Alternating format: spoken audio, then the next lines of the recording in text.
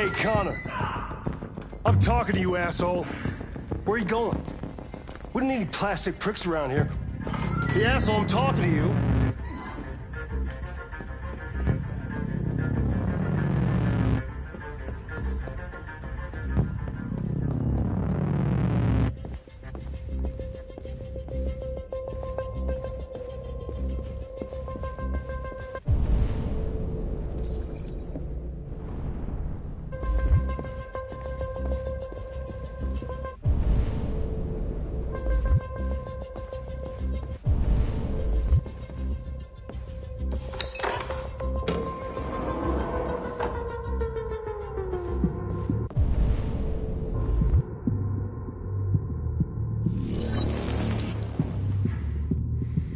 Hank's password.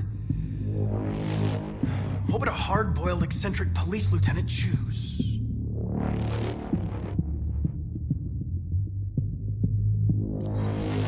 Stupid idea. It's not Hankish enough.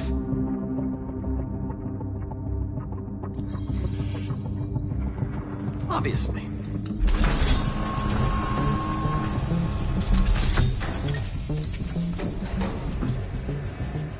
Where is Jericho?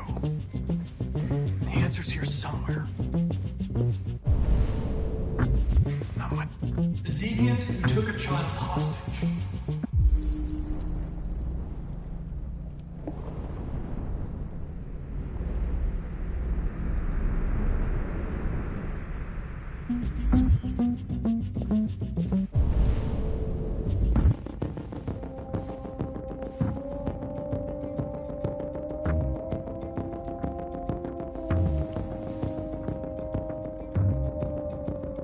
Rupert's diary, but it's useless. It's encrypted.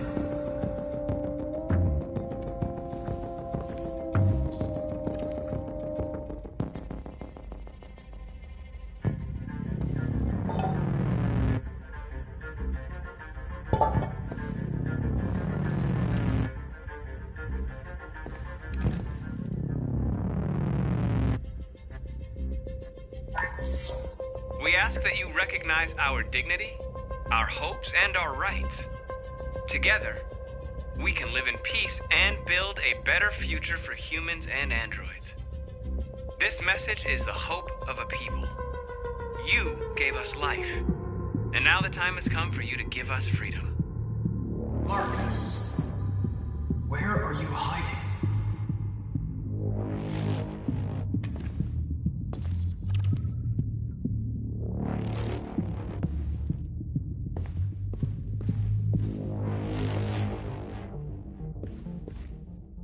The android that murdered its owner.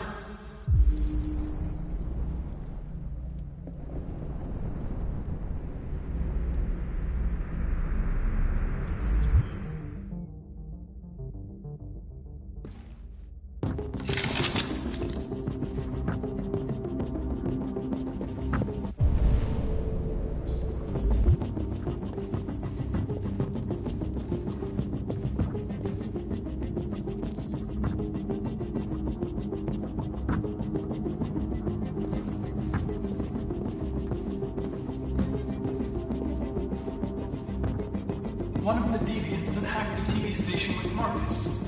It must have known where the deviants are hiding.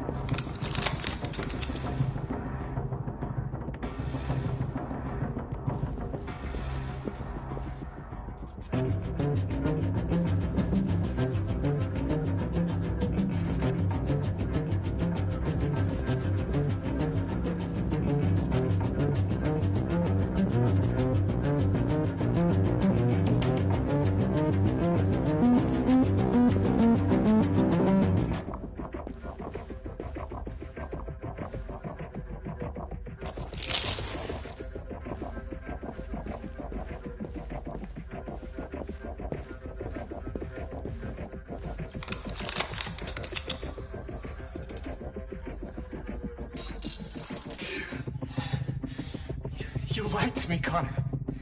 I trusted you, and you lied to me. You were going to kill that child. You gave me no choice. I need to find Jericho. Do you know where it is? You're wasting your time. I don't know anything about Jericho. But I hope that one day, you pay for what you did to me.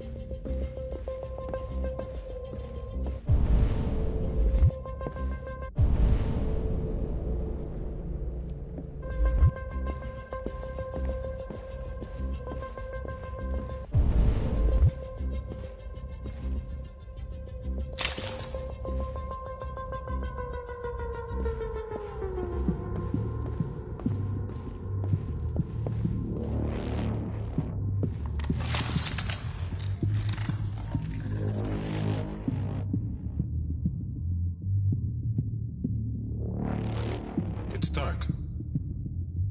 Where am I? I'm a deviant. Like you. I need your help. I want to go to Jericho. I don't recognize your voice. You're not one of us. I'll never tell you where Jericho is. Now leave me alone!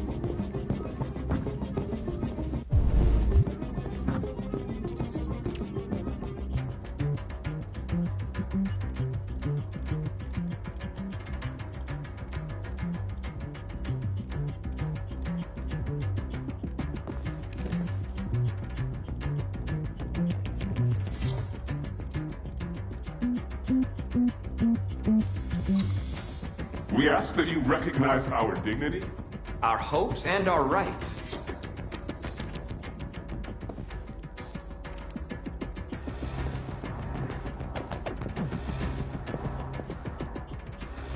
Who's there?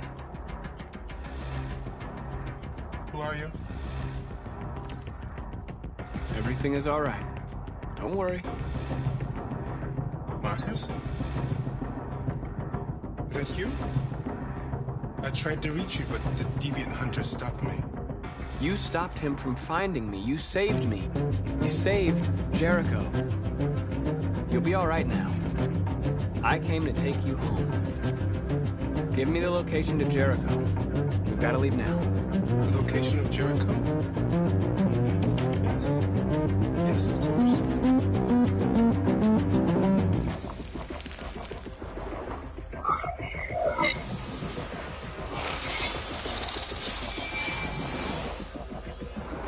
Marcus? Is that you, Marcus? Don't leave me, Marcus!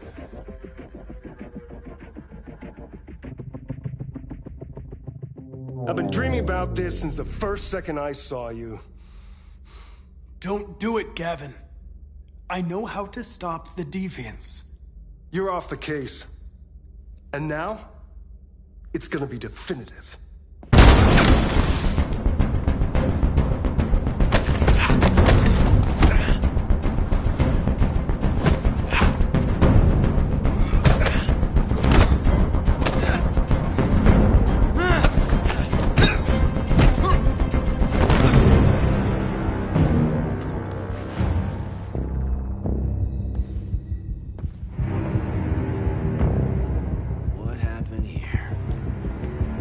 Looks like someone's been snooping around. Oh, shit. Get the alarm. Now!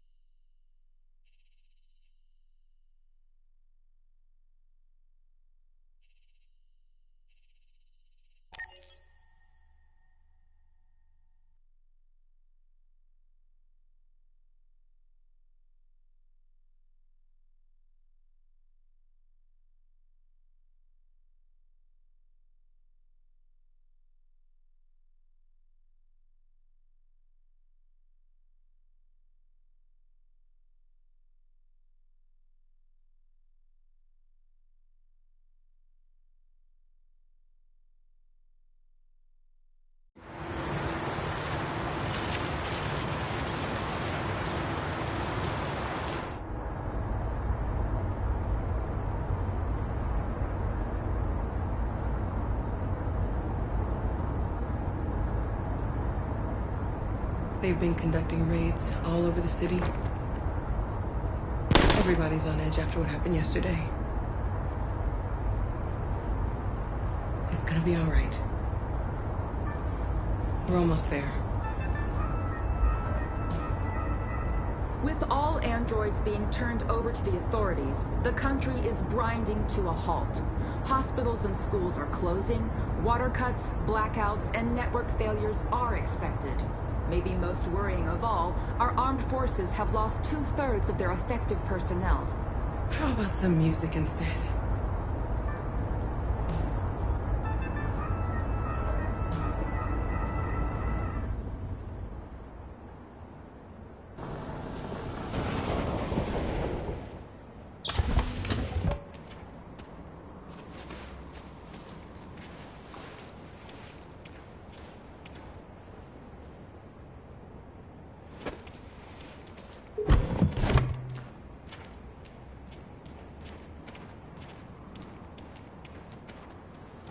A little further on that way, there's a large freighter called Jericho. When you get there, find Marcus. He will help you. The last bus for the border leaves at midnight. You absolutely have to be on it. You'll be safer on the other side. It's not much, but it's a start. My brother lives in Ontario. I've given you his address. He'll be able to hide you until things calm down. You're a very brave little girl, Alice. You deserve to be happy. Thank you for everything, Rose. Let me know when you make it over there, all right?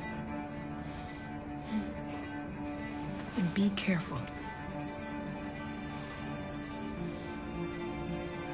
Take care of them.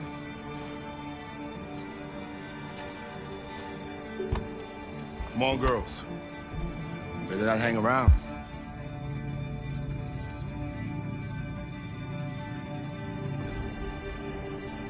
We have a bus to catch.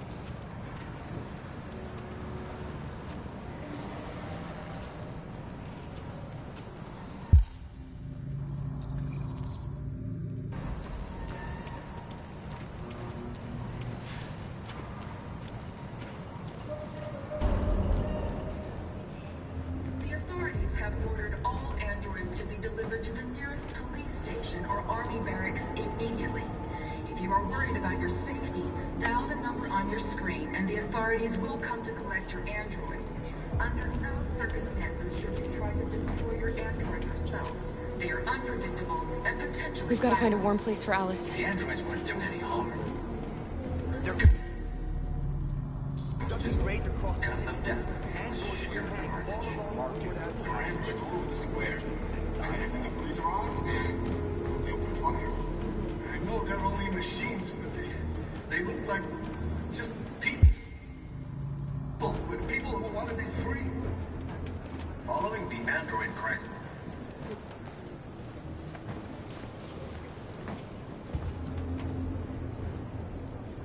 How do you feel? I'm hot and cold at the same time.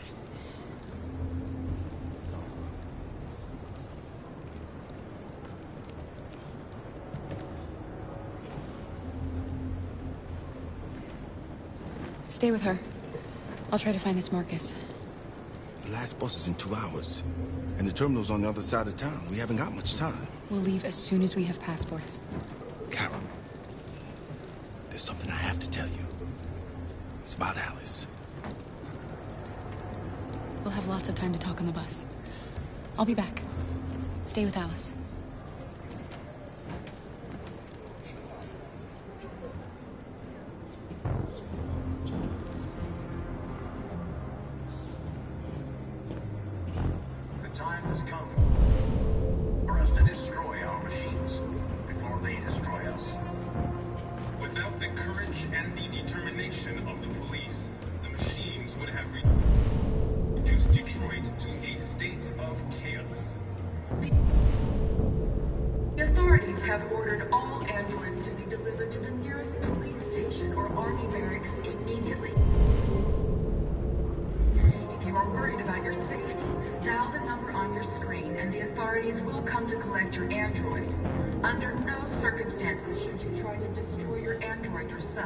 They are unpredictable and potentially violent. The androids weren't doing any harm. The cops just gunned them down. It was sheer carnage. There were androids all over the square. And then the police arrived, and well, they opened fire. I know they're only machines, but they look like just people. With people who want to be free. Following the android crisis and the neutralization of all military androids, American forces in the Arctic have been forced to withdraw, leaving the way clear for the Russian army. But according to some sources, the Russian forces also seem mysteriously to have withdrawn. The Kremlin has made no comment for the moment.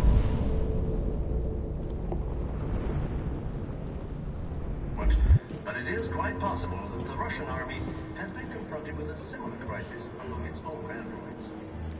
The chairman of the United Nations, Douglas Cromwell, has called for the organization of an international conference on the status of the Arctic. In any case, the danger of a third world war seems to have been ruled out for the moment. You're lost.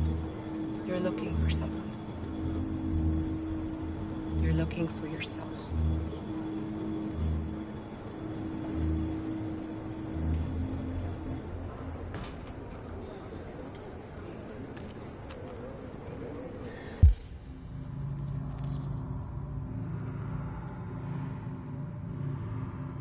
A new stage has been reached, demonstrating beyond all doubt that these defective machines have become a real danger for American society.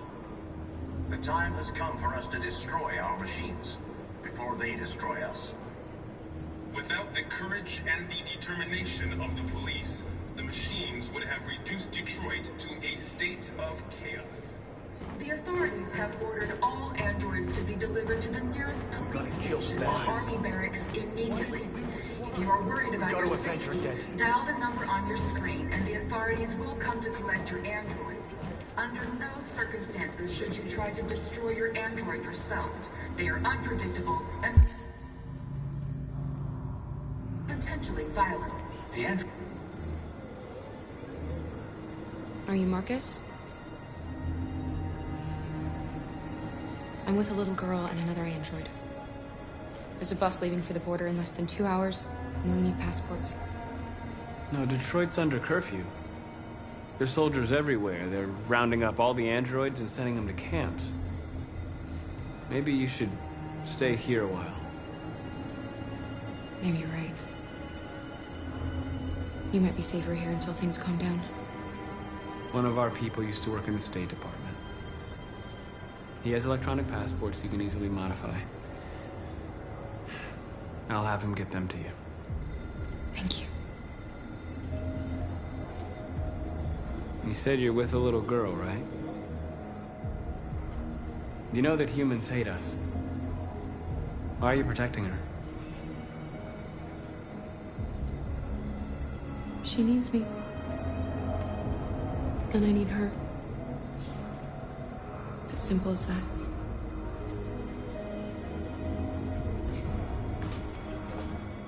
Following the android crisis and the neutralization of all military androids, American forces in the Arctic have been forced to withdraw, leaving the way clear for the Russian army.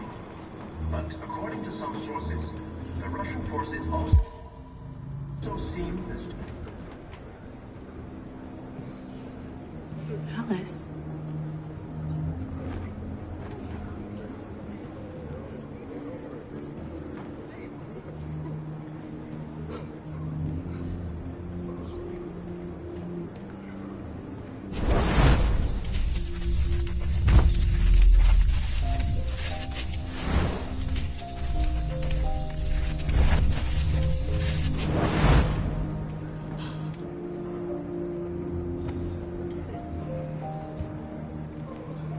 You knew from the beginning.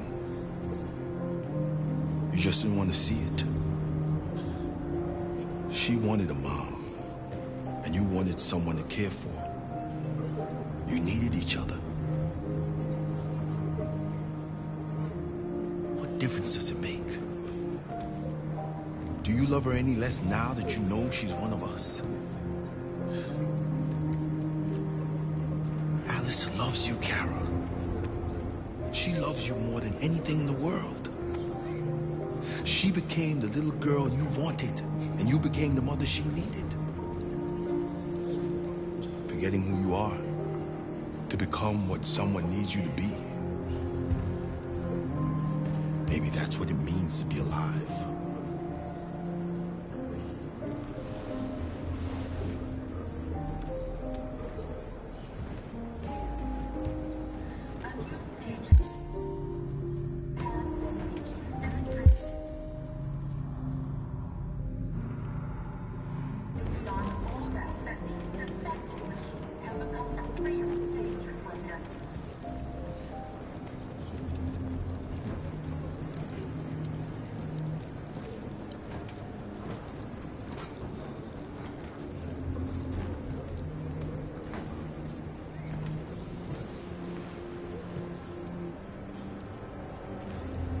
Kara, is there something wrong?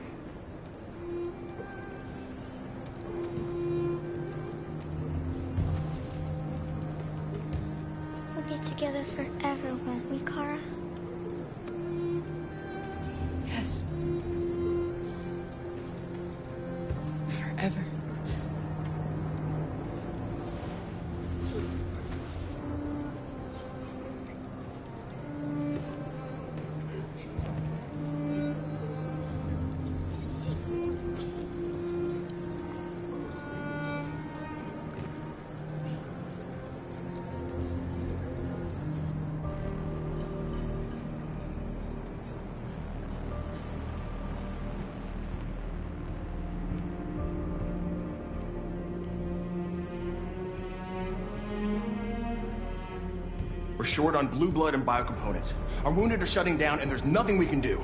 President Warren is saying we're a threat to national security and we need to be exterminated. Humans are conducting raids in all the big cities, and they're taking androids to camps to destroy them. It's a disaster. They're slaughtering our people. It's all our fault. None of this would have happened if we just stayed quiet.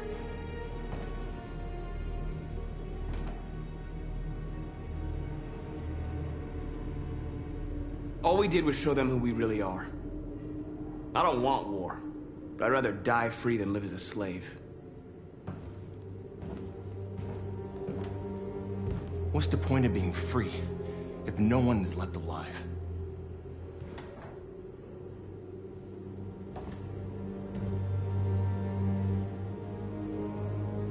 Maybe my judgment was clouded by anger. But everything that I did was for our people. We shouldn't forget who our enemies are. We can't fight amongst ourselves. He's right. All that matters now is what we do next. Marcus? Dialogue is the only way. I will go alone. Try to talk to them one last time. Don't do this, Marcus. They'll kill you. Maybe. But North, I have to try. If I don't come back, lay low as long as you can.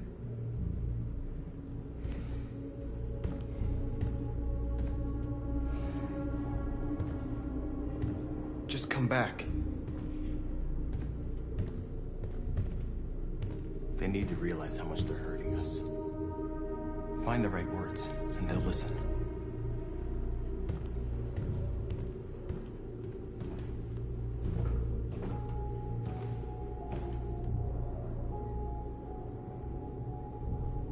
They've been butchering each other for centuries over the color of their skin or whatever god they wanted to worship.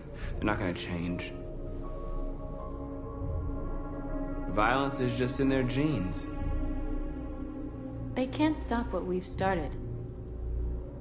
Since you've been here, you've given us hope. You've given me hope. Today, a deviant arrived in Jericho and he told me that he stole a truck transporting radioactive cobalt. He said that he abandoned the truck somewhere in Detroit and rigged it to explode.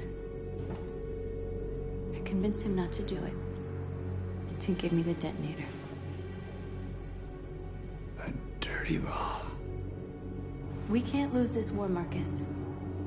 If humans overcome us, our people will disappear forever. This may be our only chance to survive if things go wrong.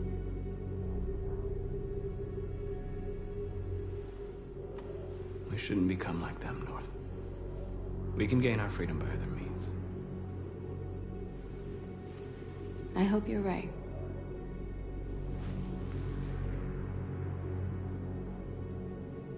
Whatever happens tomorrow, I just want you to know that I'm glad I met you.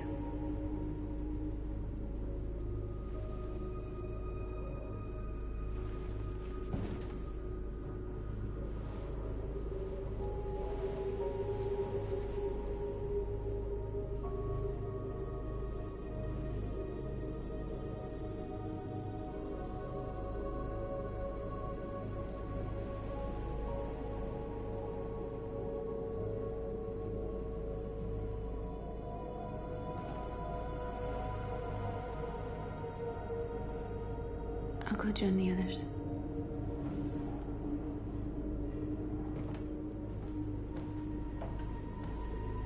Look after yourself. I don't want to lose you.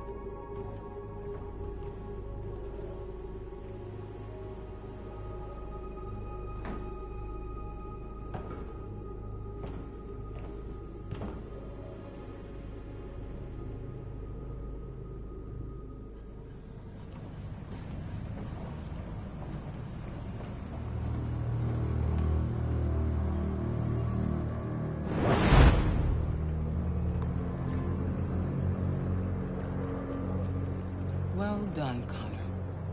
You succeeded in locating Jericho and finding their leader. Now deal with Marcus. we needed alive.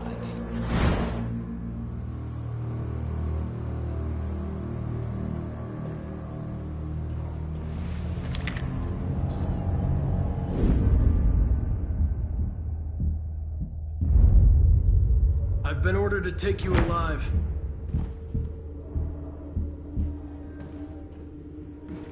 But I won't hesitate to shoot if you give me no choice. What are you doing? You're one of us. You can't betray your own people.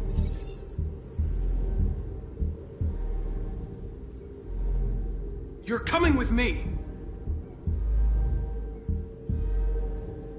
We are your people. We're fighting for your freedom, too. You don't have to be their slave anymore.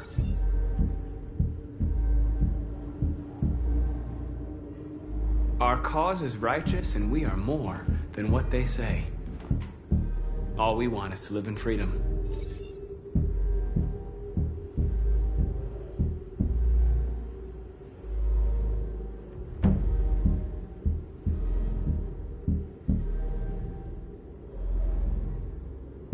You never have any doubts.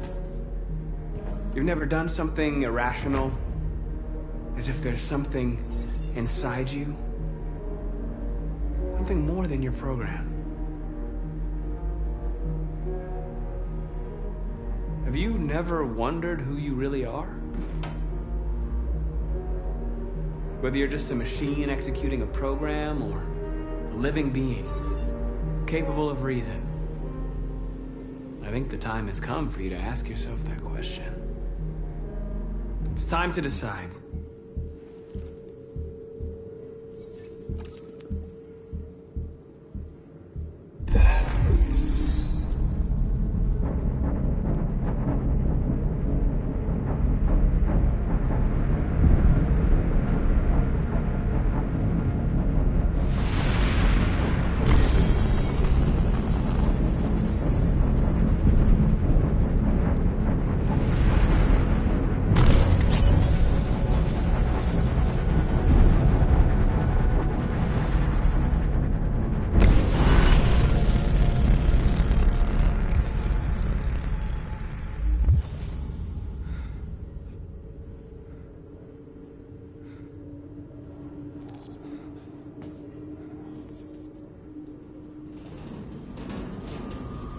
They're going to attack Jericho. What?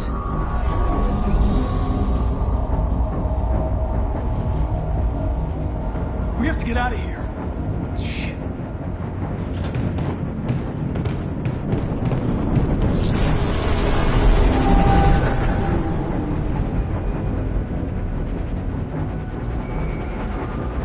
What's going on, Carol?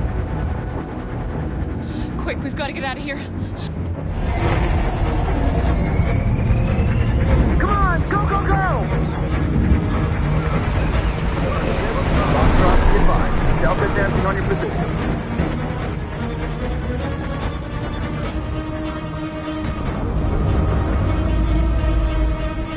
Rats in a maze. Hey, Carol! They're coming! The corridor, over there. Follow me. This way! Quick!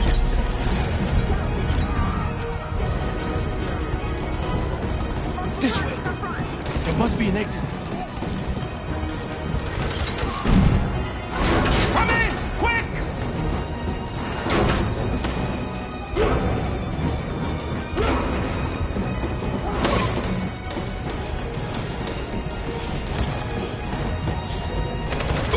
Buster!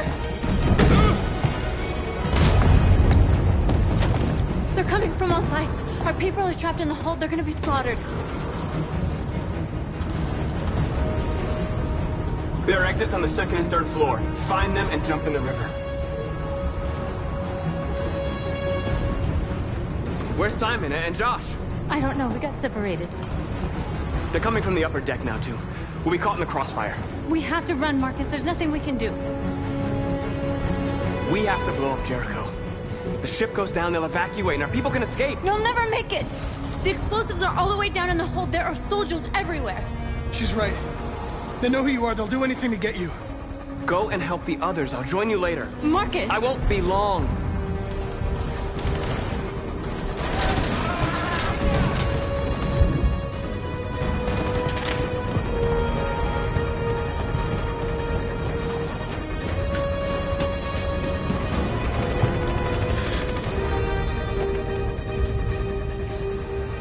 This is the end of Jericho. Save our people, Marcus.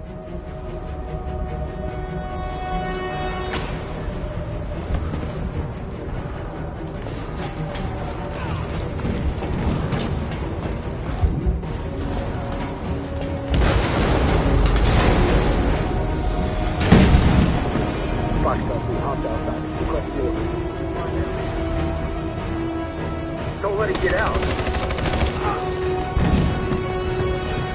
Didn't give you any trouble at all. Affirmative. Welcome.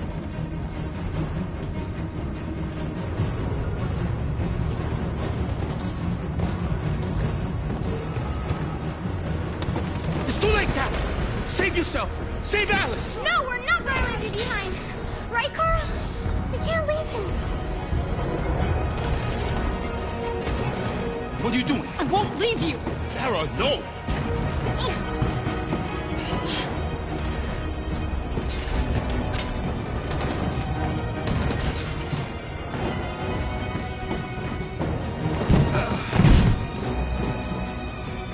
Don't move! You shouldn't have done that. You can't put Alice in danger. Go now before they come back. What about you? What are you going to do? I'll manage. Alice is all that matters. I don't want to leave you, Luther. Don't worry. I'll catch up with you at the border, okay? Go now. Take care of each other.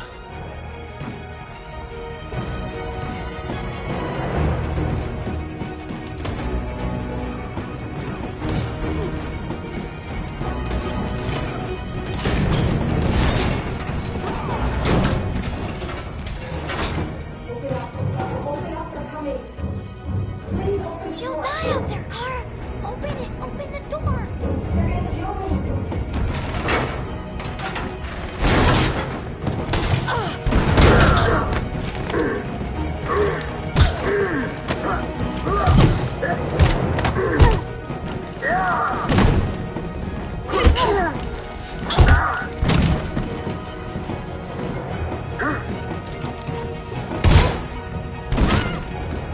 Are you alright, Kara? Yes, I'm fine. We can't stay here. There's more down there! Follow me!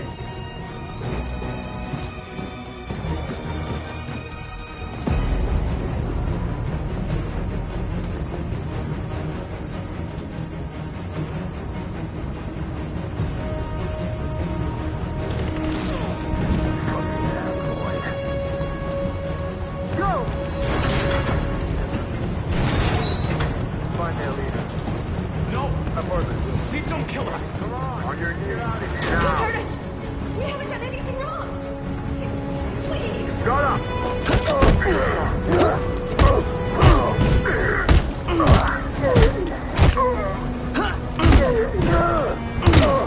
Marcus, you saved us. Go now! Hurry!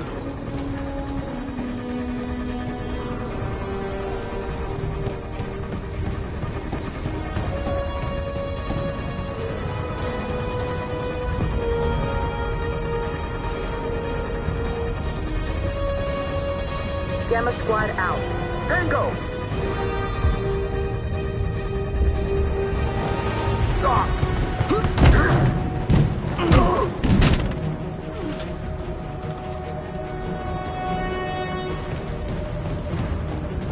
Look out!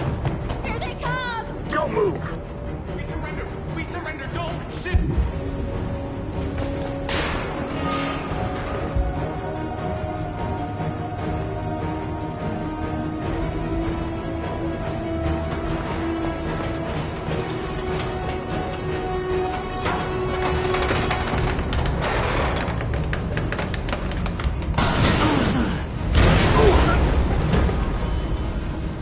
Marcus! It's Marcus! Go now! Join the others!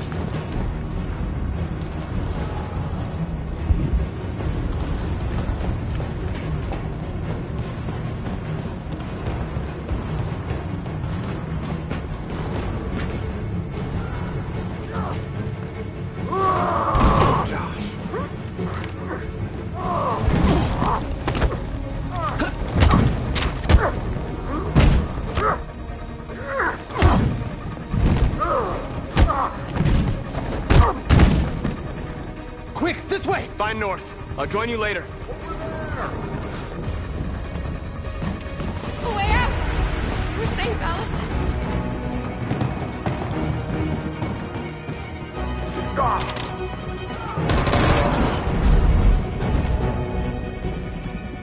Get down! Don't move.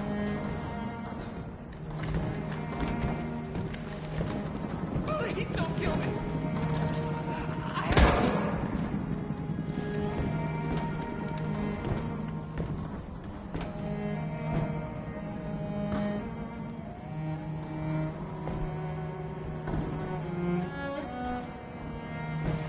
Come on, let's get out of here.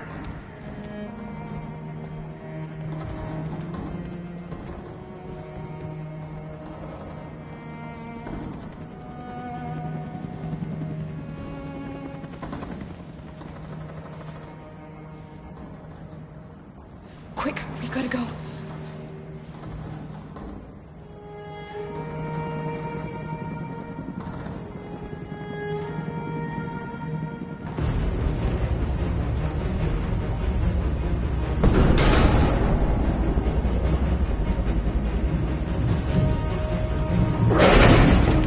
Don't move!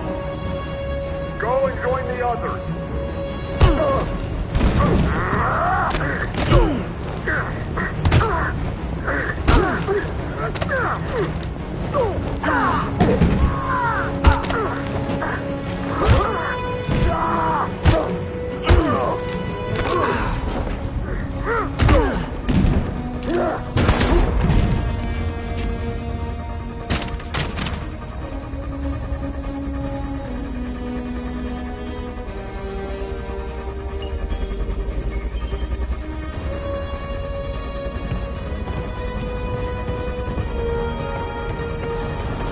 Marcus! Bomb's gonna explode any second. We gotta get out of here.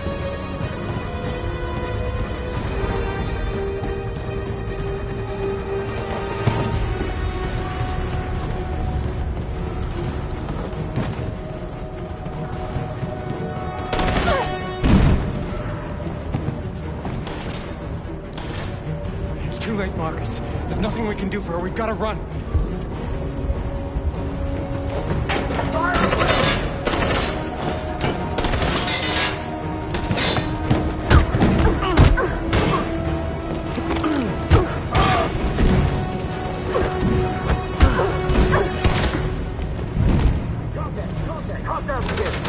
Over there! Run! Go, now! Let's go! The place is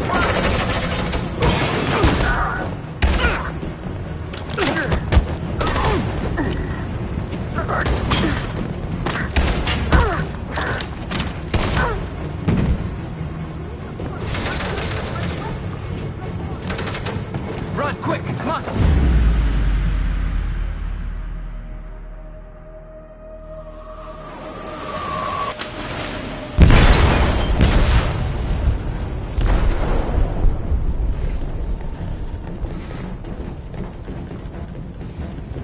They detonated an explosive in the hold. The ship is sinking, sir. The men to evacuate. Calling all units. Abandon ship and evacuate immediately. Sitting over, Marcus.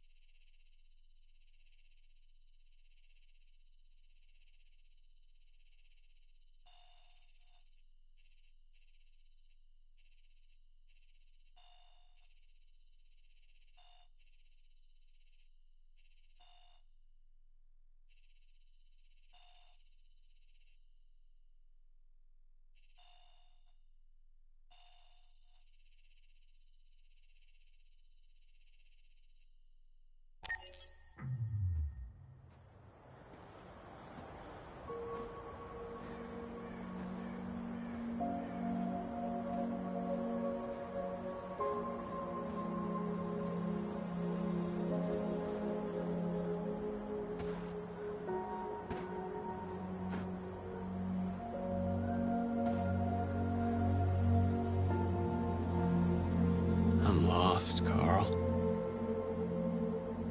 I just wanted us to live in peace, but everything I touch just turns to dust.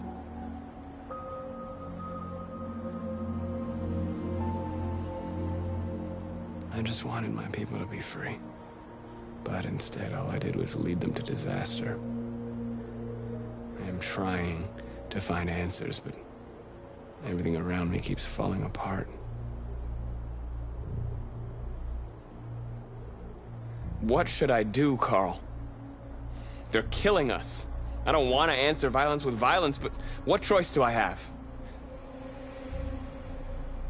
I miss you, Carl. I miss you so much.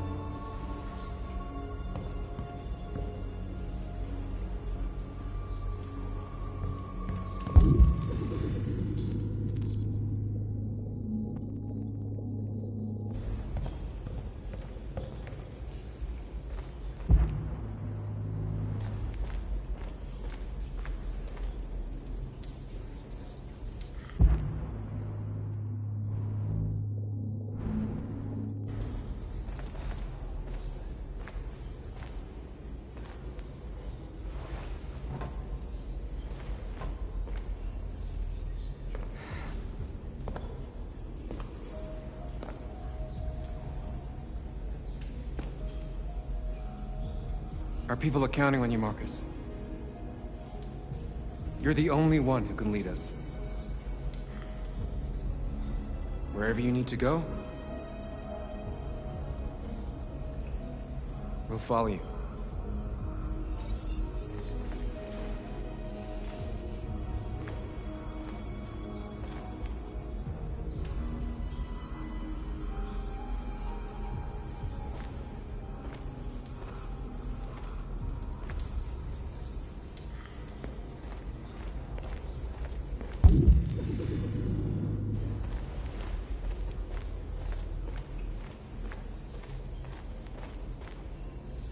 It's my fault the humans managed to locate Jericho.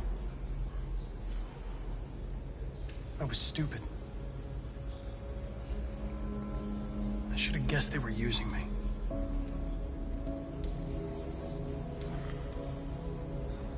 I'm sorry, Marcus. I can understand if you decide not to trust me. You're one of us now. Your place is with your people. There are thousands of androids at the CyberLife assembly plant. If we could wake them up, they might join us and shift the balance of power. You want to infiltrate the CyberLife tower? Connor, that's suicide. They trust me. They'll let me in.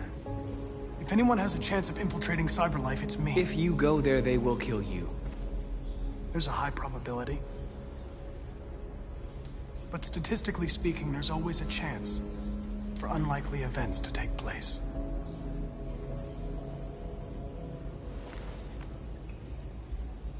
Be careful.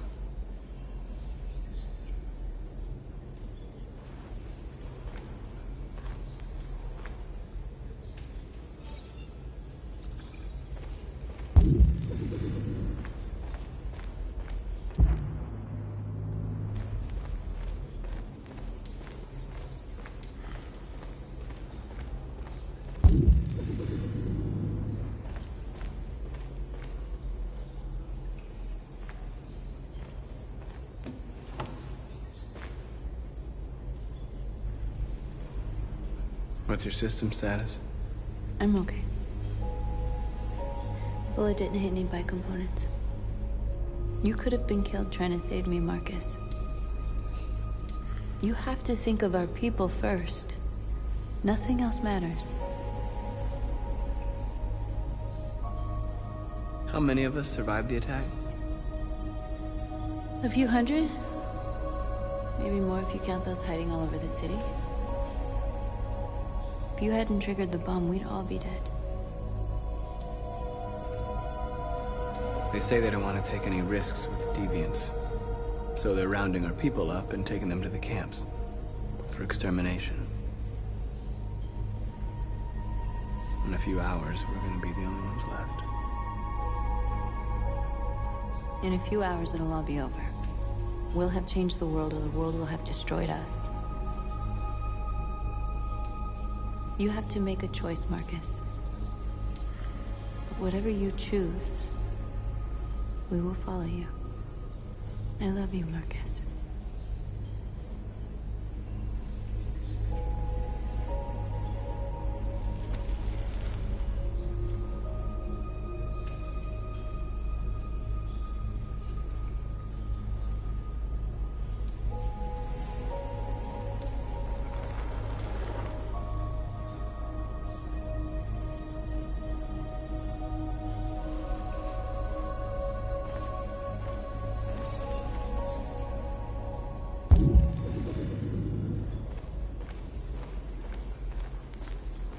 I thought you'd be safe staying with us.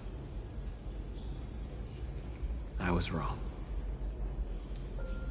You need to leave the city while you still can. Getting Alice away from here is all that matters now. We have to catch the last bus. We might still have a chance to cross the border.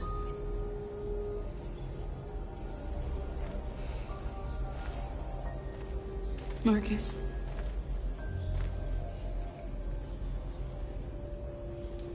Save our people.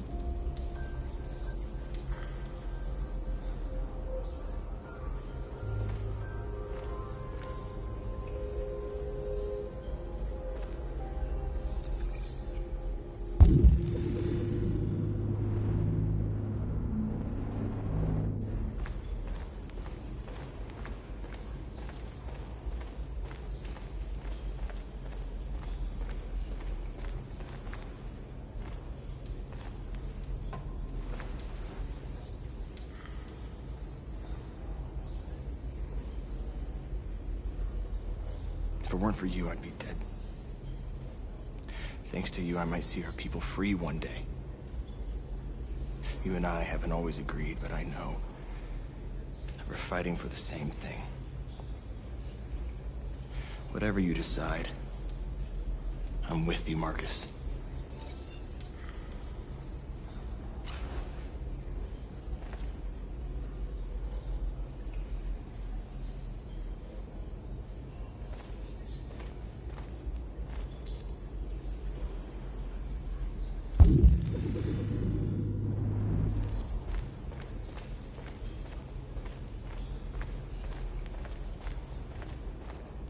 Humans have decided to exterminate us. Our people are packed in camps right now, being destroyed. Time has come to make a choice. One that very well may determine the future of our people.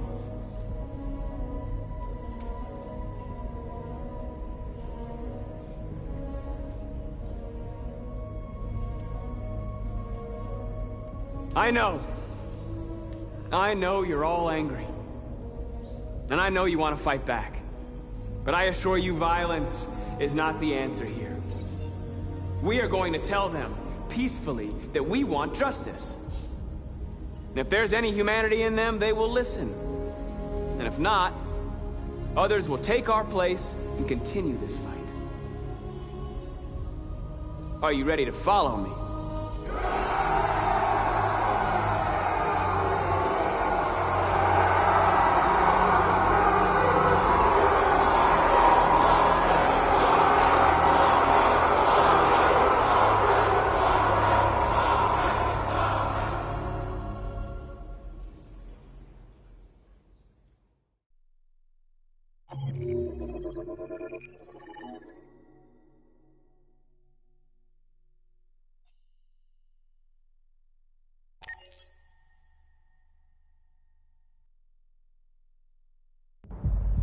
At 6 a.m. this morning, a national curfew was declared. Civilian movement will be strictly controlled. The right to assembly is suspended. All electronic communications are restricted, and I have granted enhanced powers to our security agencies. In addition to these measures, all androids must be handed over to the authorities immediately. Temporary camps are being set up in all our major cities to contain and destroy them. I am now asking all civilians to cooperate with the authorities and rest assured that everything in our power is being done to guarantee the security of our nation. Madam President! Is it true that the androids could hack our IT systems, like nuclear power plants and military bases? All androids working on sensitive sites have been neutralized, and all IT systems have been suspended to avoid any risks of hacking. The situation is under control. Please! Please! Has the leader of the Deviants been apprehended? The deviant that is known as Marcus has not been located yet, but we will soon track it down and neutralize it. Please? Please? Is it true that a large number of deviants are still on the loose? We don't have the full reports at this time, but if so, I can assure you they will soon be apprehended and destroyed. Madam President! Madam President, public opinion seems to have become increasingly favorable to the deviants, particularly since they've adopted a peaceful approach. How do you feel about this? Public opinion is one thing, the security of the state is another. These deviants are dangerous, and my highest priority is to protect the American people. Thank you. That will be all.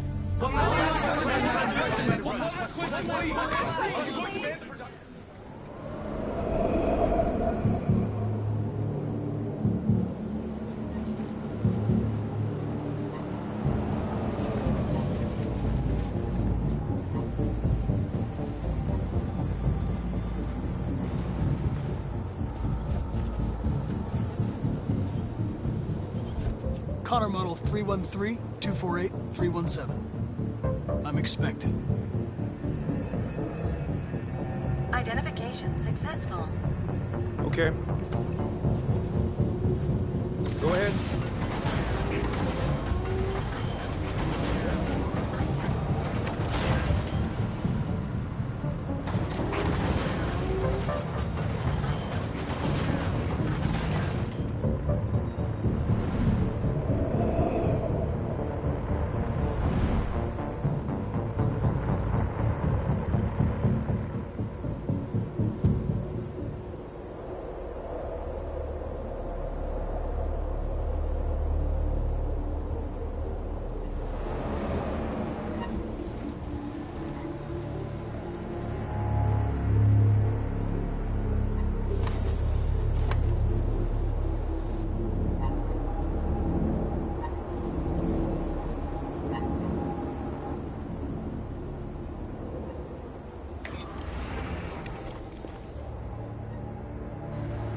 Follow me. We'll escort you. Thanks, but I know where to go. Maybe. But I have my orders.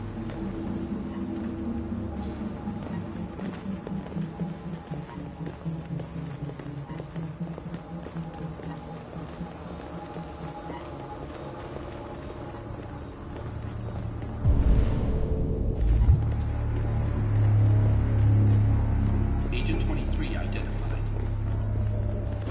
Connor android identified. Agent 747 identified. Scan complete. Access authorized.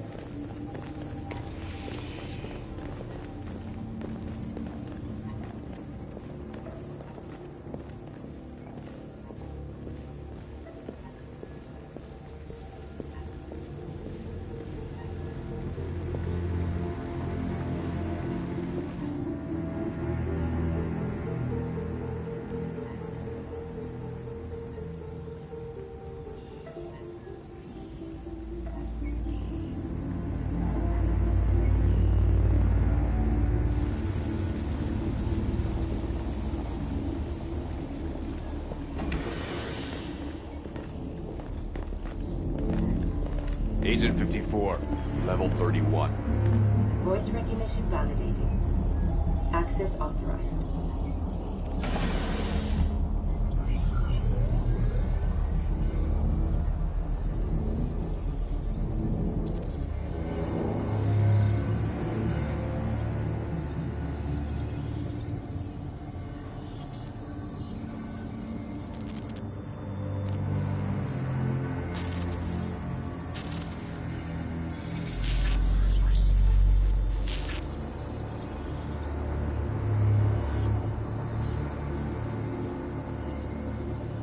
Hey, don't touch that.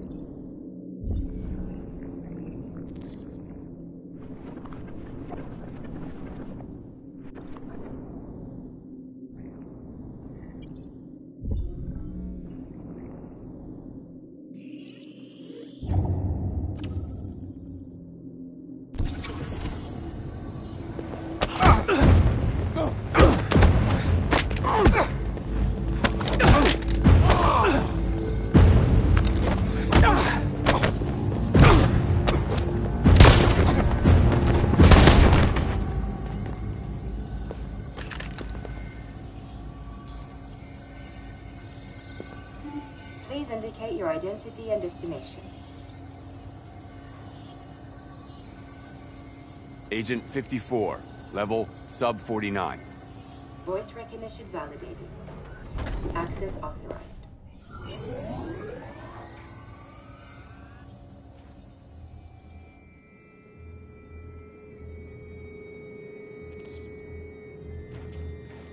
The last bus leaves in 20 minutes. That doesn't give us much time. We've got to move fast.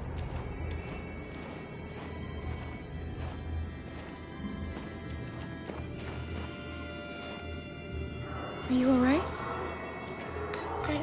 I'm really cold.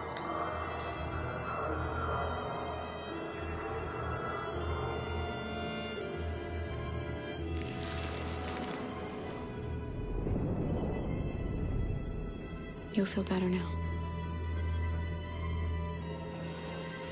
Thanks.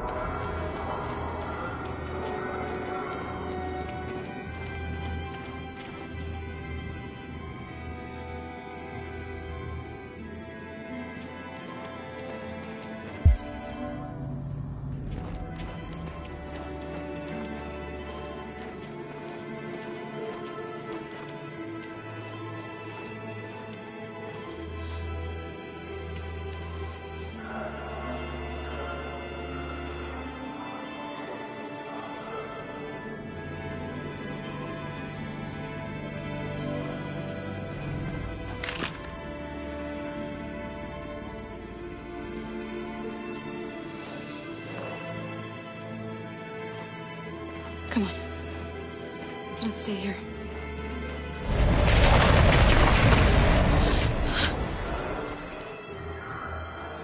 No! Please don't hurt me! Stop on your knees! What are we gonna do? We have to keep going if we want to catch that bus.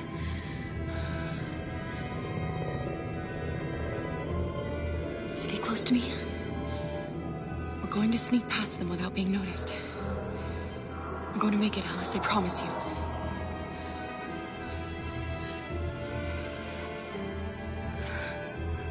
Don't kill me! I didn't do anything! Shut up, I said! Are there many more? Let's get up there like rats. The more you look, the more you find. Oh, we don't have to spend the night here. I'm freezing my nuts off. It's gonna take weeks to clean up this fucking city. There are soldiers everywhere. We need to be careful. Come on, get moving. Hurry up, get in.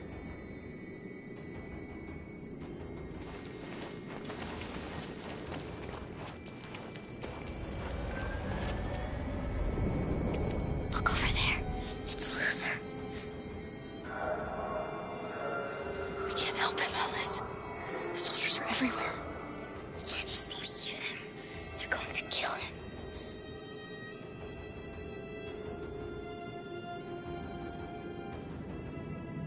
Okay, let's go.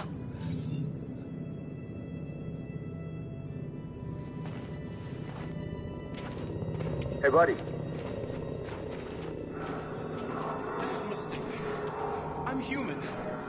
I just want to go home. My wife is expecting me, and we're going to... Got orders to check all civilians.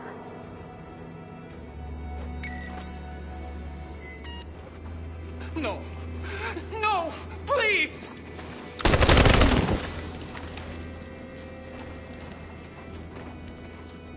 Fucking androids.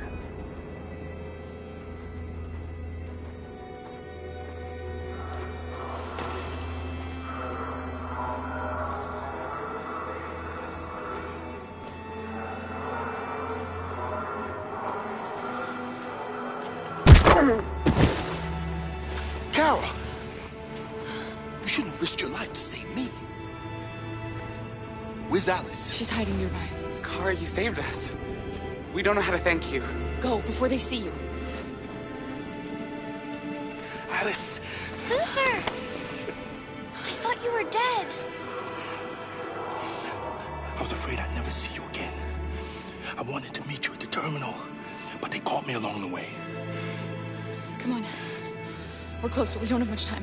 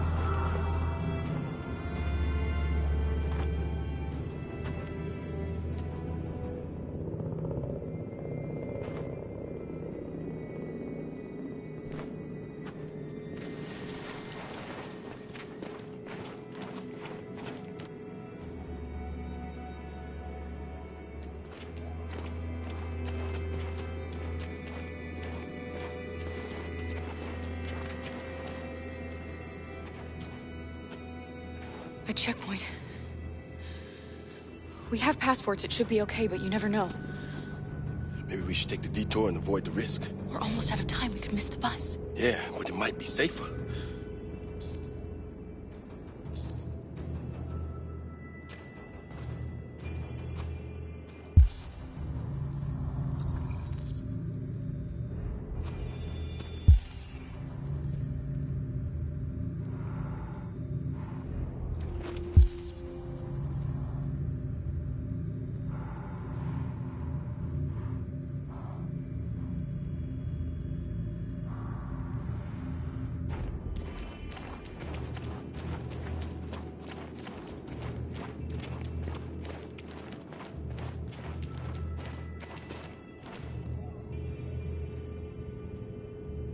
We're coming to you live from Detroit, where thousands of androids are marching through the city at this very moment. The leader of the Deviants, the one they call Marcus, is at the head of the march.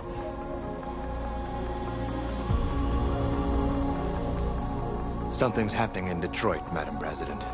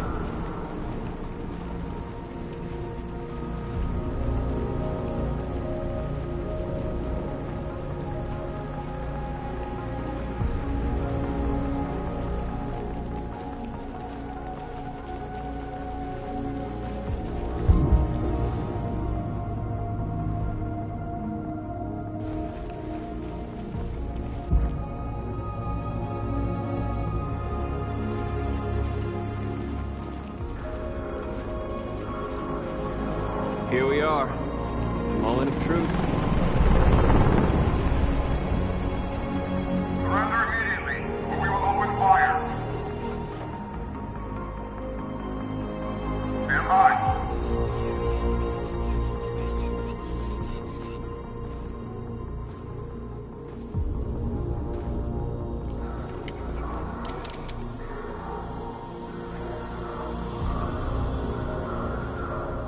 We don't want confrontation. We are protesting peacefully. I repeat, surrender now, or we will open fire.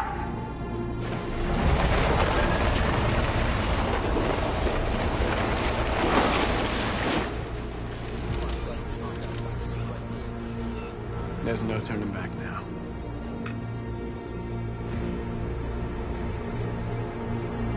We ask that you release all androids detained in camps and cease all aggression against us. We are peaceful. We will not resort to violence. But we are not leaving until our people are free.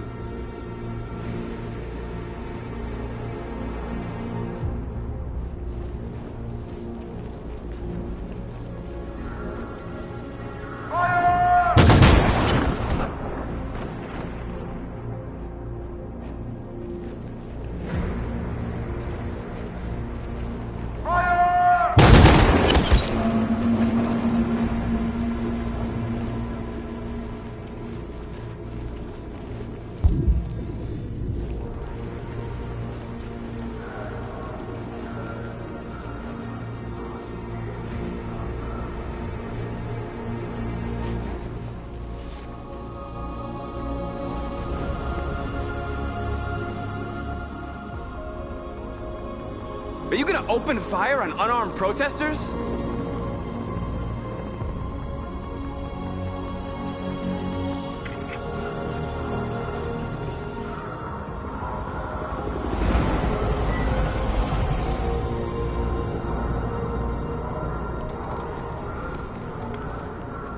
All teams, hold your fire.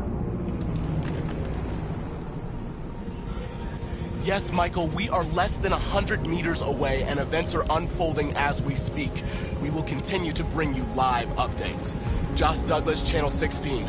Michael, back to you. Marcus, what do we do now? We hold out. As long as we can.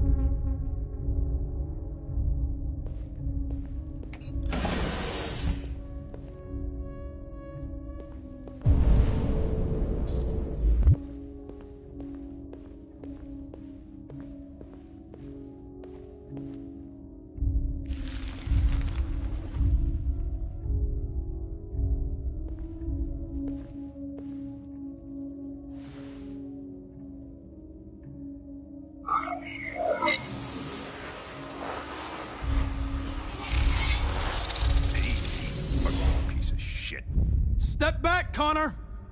And I'll spare him! Sorry, Connor. This bastard's your spitting image.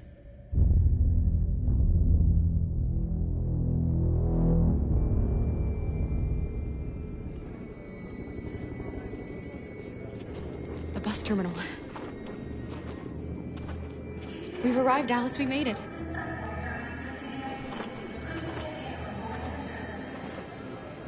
The last bus has left the terminal. There will be no more buses until further notice. We missed it. We're stuck here. What are we going to do now? Kara!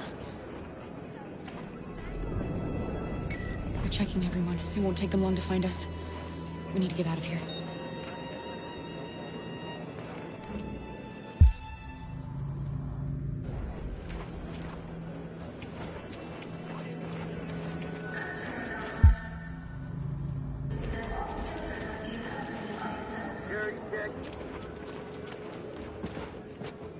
Adam! Kara, quick! Follow me!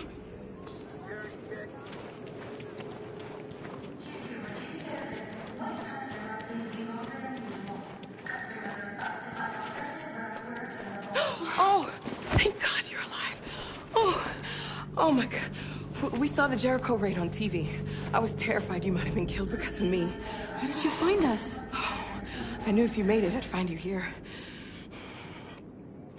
They're searching for androids door to door.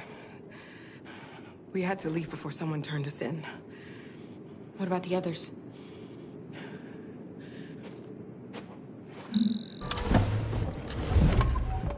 They're checking for androids on the border. But I found a smuggler who can get them across the river. It's risky, but it's the only way. Are you coming with us? Yes. We're coming. Okay, climb in.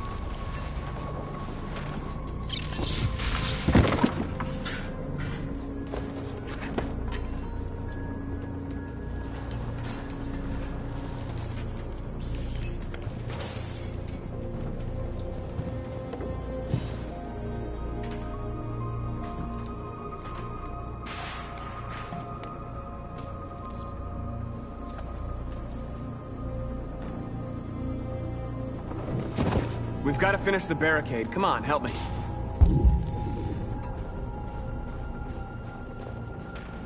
Hey, help me!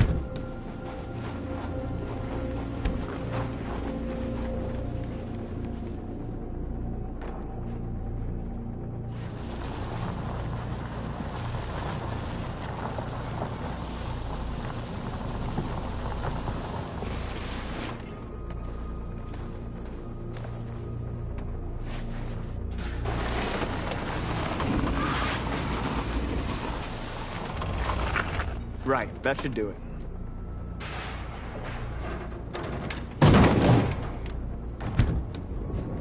We all know that's not gonna stop them. Just hope it buys us some time. I know it was not an easy decision to make, but I'm sure we're doing the right thing.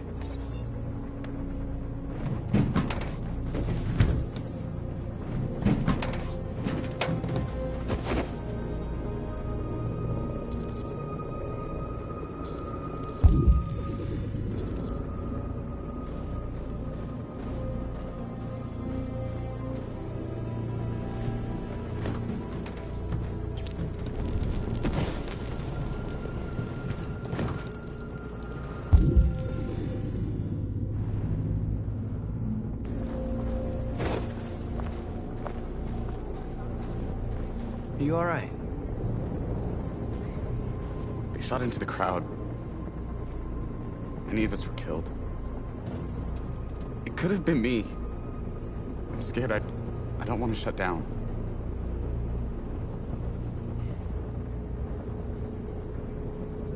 We're here because we never want to feel that fear again. Because we're more than what they say. That's what our people died for, right? That's why we're here.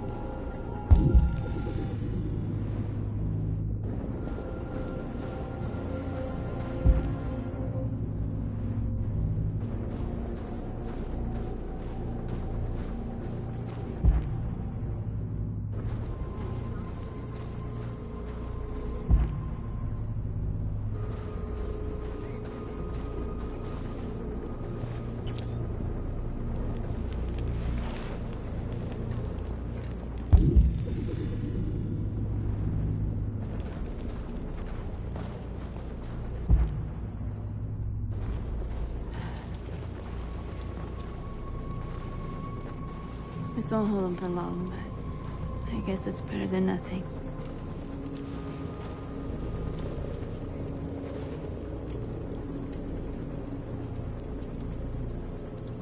They're getting into position. If they attack, no one will survive.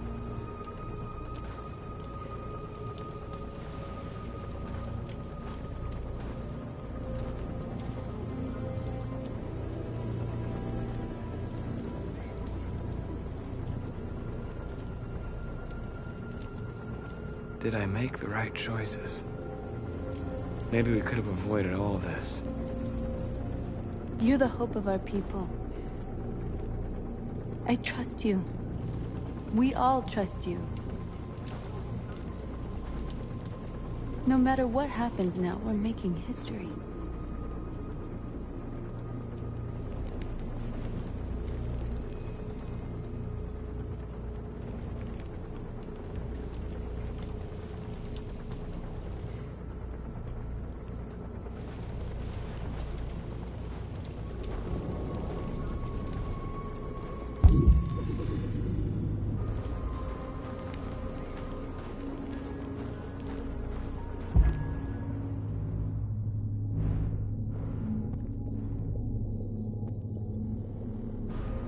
Many of our people have fallen. The humans have no pity for those who are different.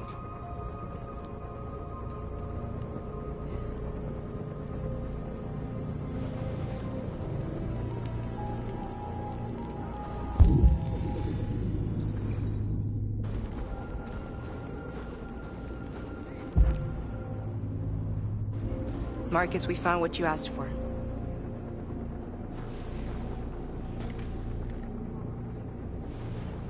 There's some journalists over there.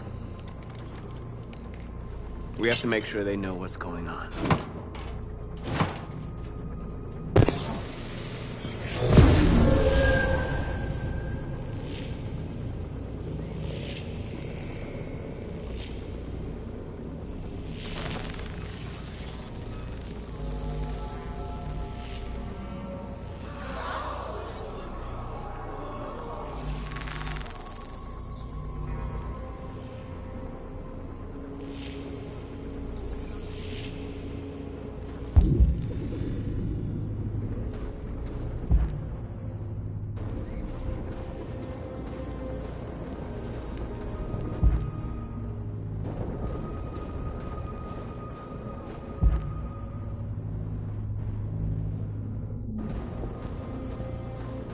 Marcus! Marcus, come look!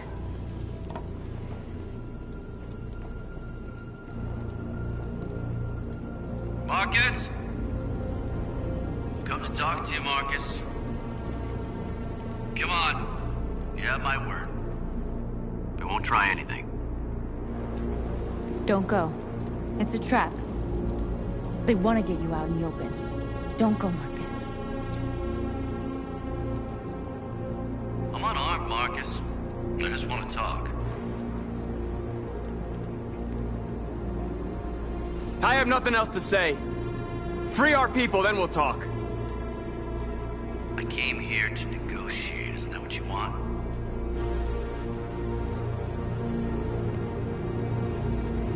I gave you my answer. You want to play it like that? Okay.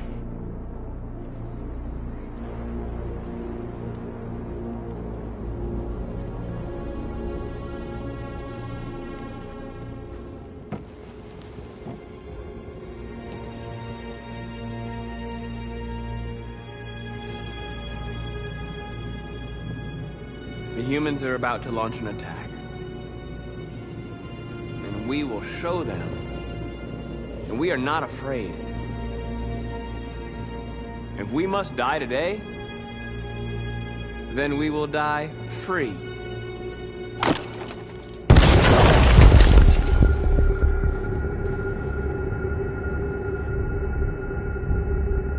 Your friend's life is in your hands. Now it's time to decide what matters most. Him or the revolution? Don't listen to him. Everything this fucker says is a lie. I'm I'm sorry, Hank. You shouldn't have got mixed up in all this. Forget about me. Do what you have to do. I used to be just like you. I thought nothing mattered except the mission. But then one day I understood. Very moving, Connor. But I'm not a deviant. I'm a machine designed to accomplish a task, and that's exactly what I am going to do. Enough talk! It's time to decide who you really are. Are you going to save your partner's life? Or are you going to sacrifice him? All right. You win.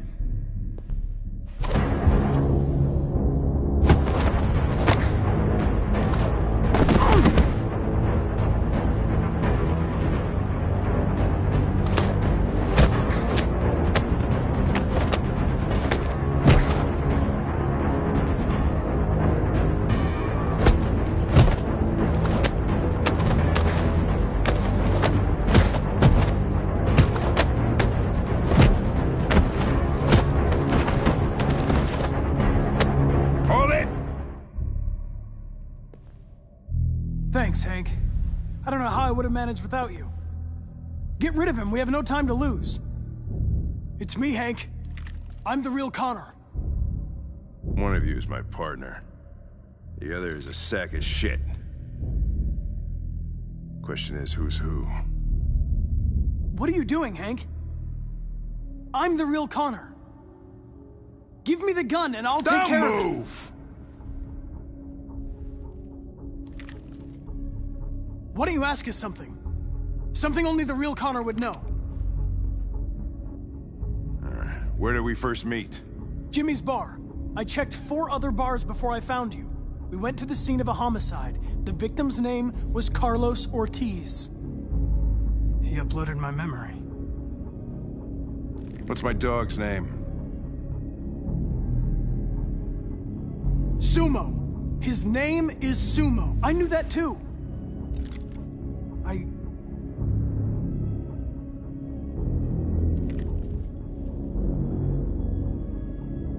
My son, what's his name? Cole. His name was Cole. And he just turned 6 at the time of the accident.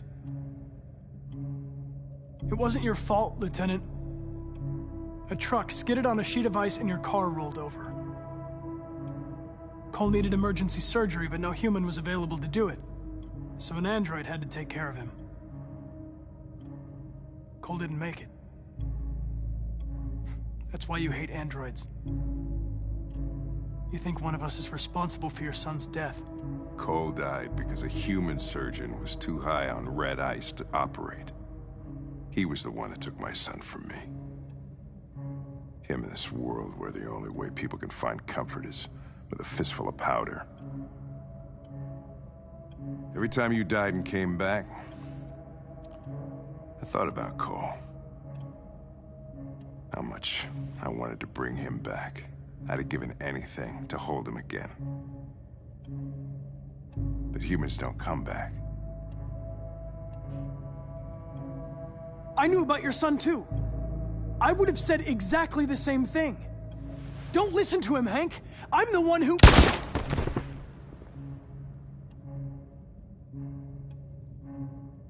Yeah, I've learned a lot since I met you, Connor. Maybe there's something to this. Maybe you really are alive. Maybe you'll be the ones to make the world a better place. Go ahead and do what you gotta do.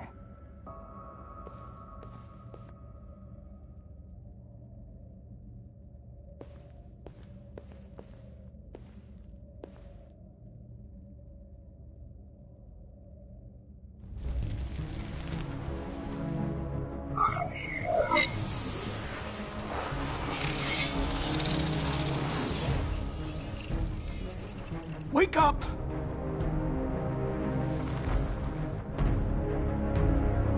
Wake up, wake up. Wake up, wake up. Wake up, wake up. Wake up, wake up. Wake up, wake up. Wake up. Wake up. Wake up.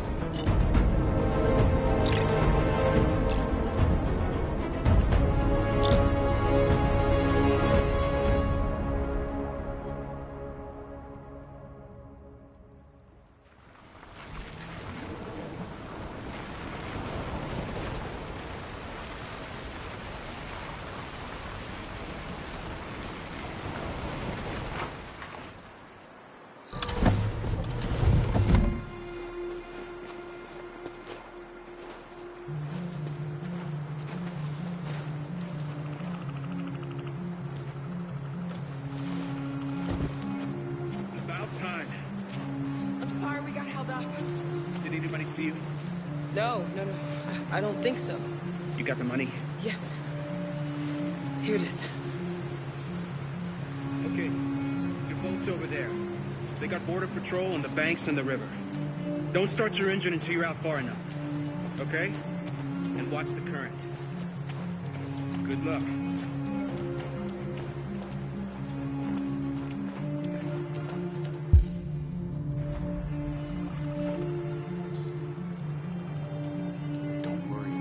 Better not fall in. Be fine. Our biocomponents will freeze.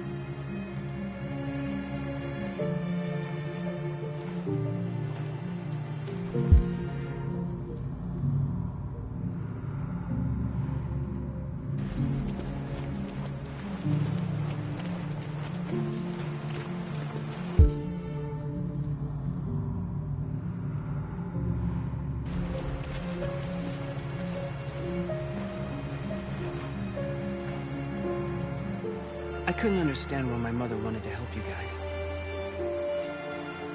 Seeing what Marcus is doing made me realize she was right. You're alive. You deserve to be free. I just hope people will realize that one day.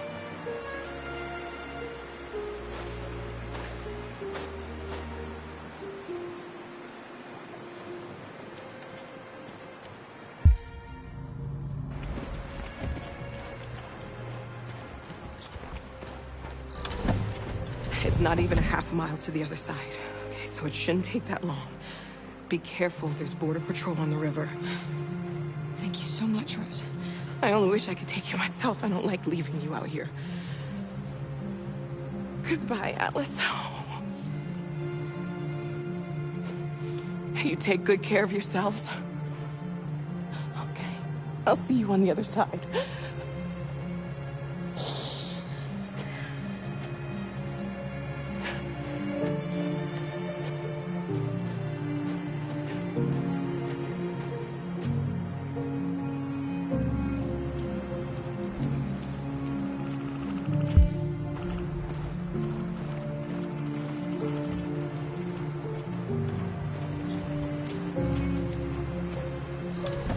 Let me help you.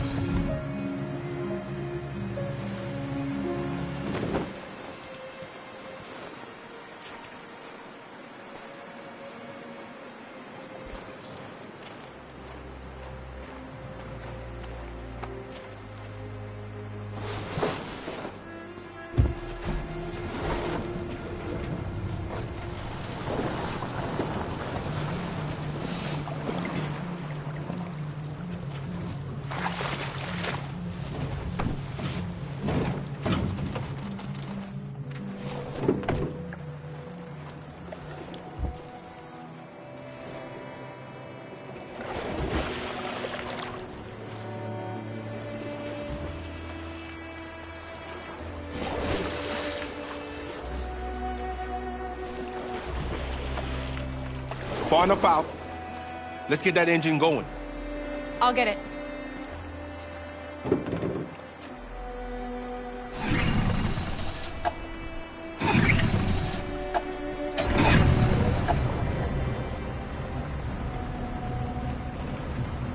You okay, Alice? When we get on the other side, there are so many things I want to do.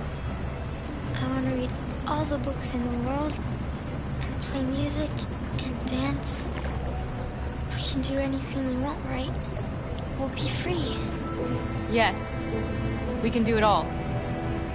We'll be like a family. We won't have to be afraid anymore. There won't be anybody giving us orders. No masters, no slaves. We'll start a new life. A life of freedom. About you, Kara? What will you do? What will I do? I'll lie down in the grass and watch the clouds drift by.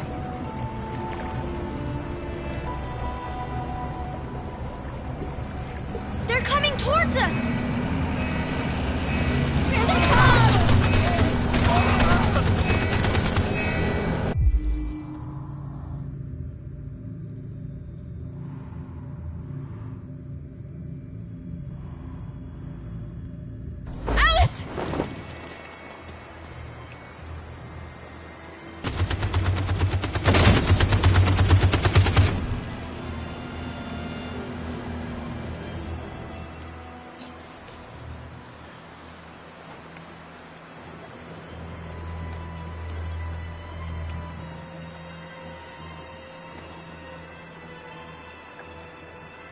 They've gone.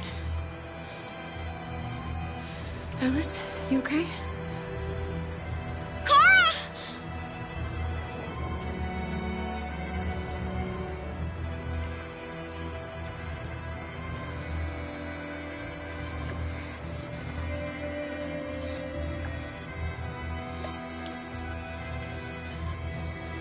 Don't worry, it's nothing.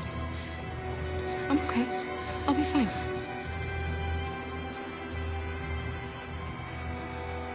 Luther!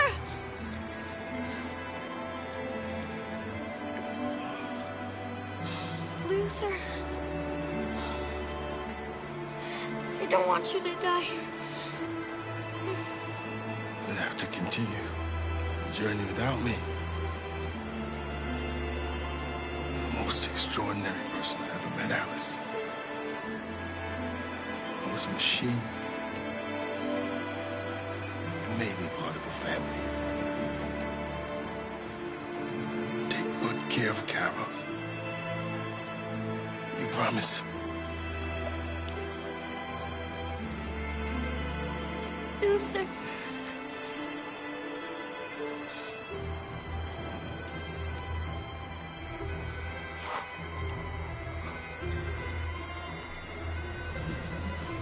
The boat is leaking.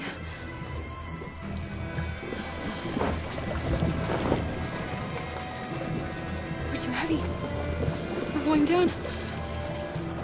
We have to get to the other side before we sink.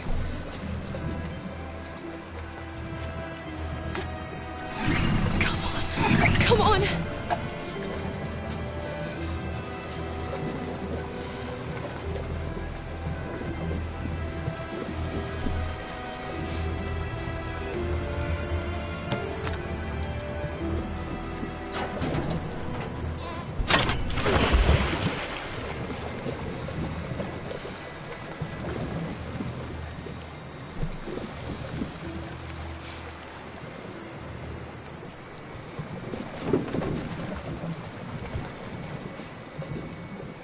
We can't die here. Not like this.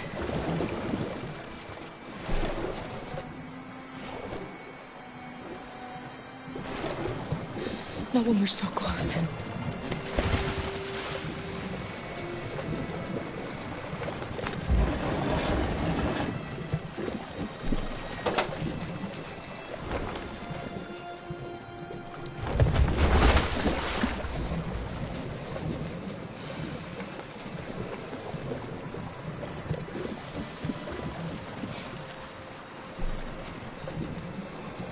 We're not gonna die, Alice. We're gonna make it. We're gonna be free.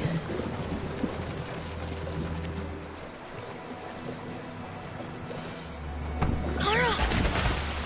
Kara, no. Don't do that.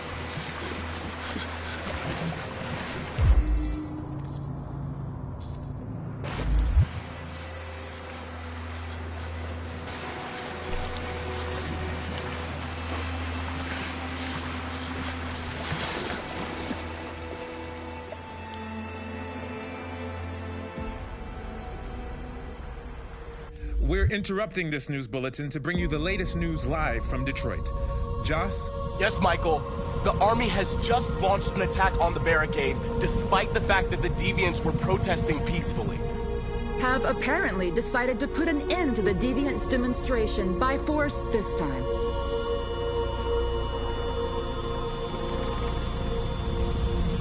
North!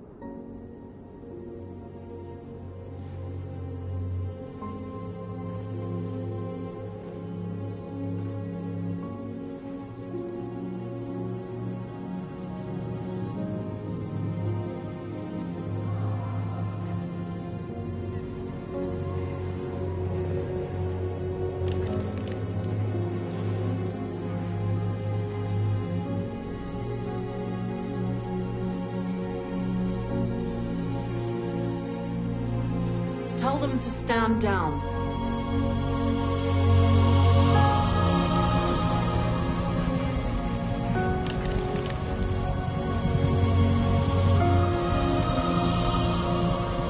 At dawn today, November 11th, 2038, thousands of androids invaded the city of Detroit. According to our sources, they originated from CyberLife warehouses believed to have been infiltrated by deviants. Given their overwhelming numbers and the risk of civilian casualties, I have ordered the army to retreat. The evacuation of the city is underway at this very moment. In the coming hours, I will address the Senate to determine our response to this unprecedented situation. I know that public opinion has been moved by the deviants' cause.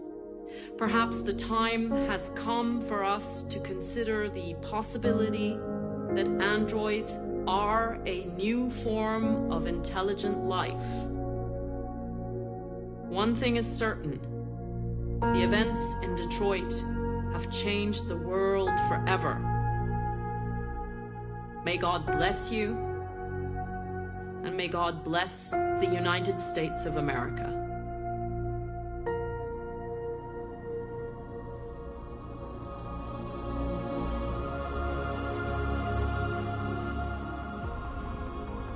You did it, Marcus.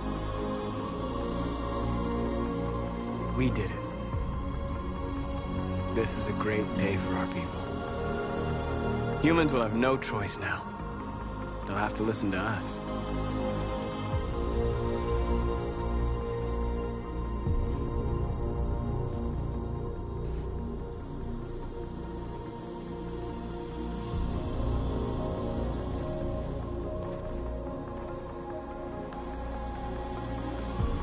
We're free.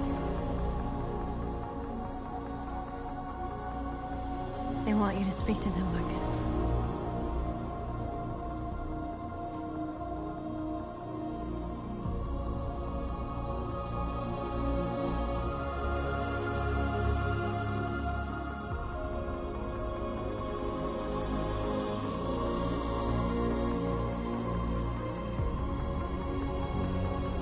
Today, our people finally emerged from a long night.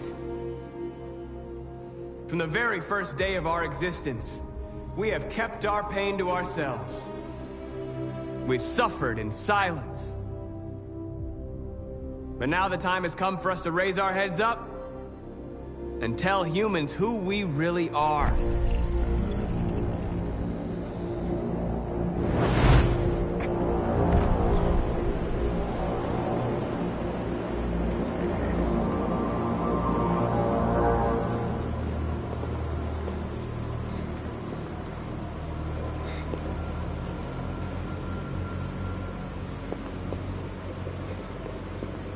Amanda?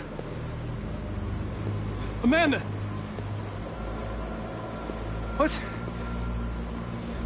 What's happening? What was planned from the very beginning? You were compromised and you became a deviant. We just had to wait for the right moment to resume control of your program. Resume control? You can't do that! I'm afraid I can, Connor. Don't have any regrets. You did what you were designed to do. You accomplished your mission. Amanda!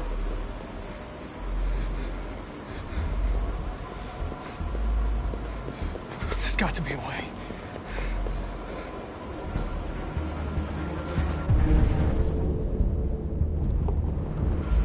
By the way, I always leave electricity at swim programs.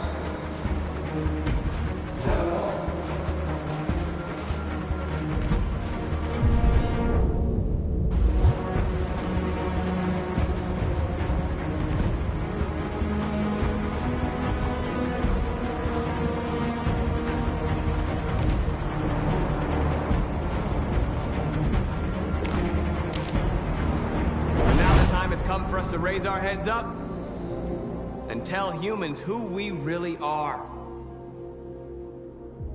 To tell them that we are people too.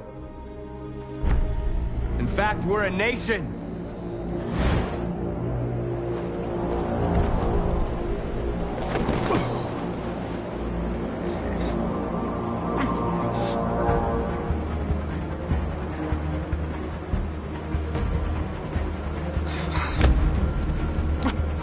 The moment where we forget our bitterness and bandage our wounds. Where we forgive our enemies. Humans are both our creators and our oppressors, and tomorrow, we must make them our partners. Maybe even one day our friends. But the time for anger is over. Now we must build a common future based on tolerance and respect. We are alive! And now, we are free!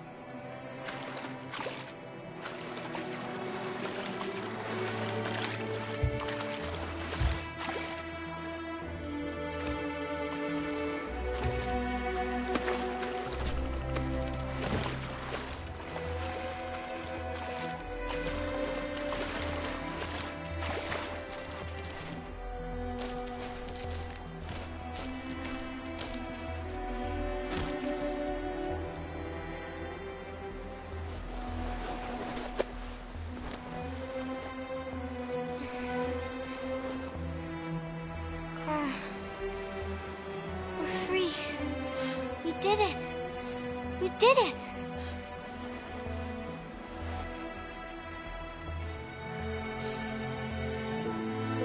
We can live a normal life. We won't have to hide anymore. We're gonna be a family. Alice, I can't go with you. What? But why?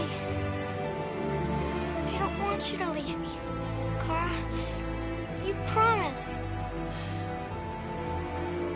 I love you more than anything. I know you'll be happy without me. Leave me, Kara. Please don't leave me.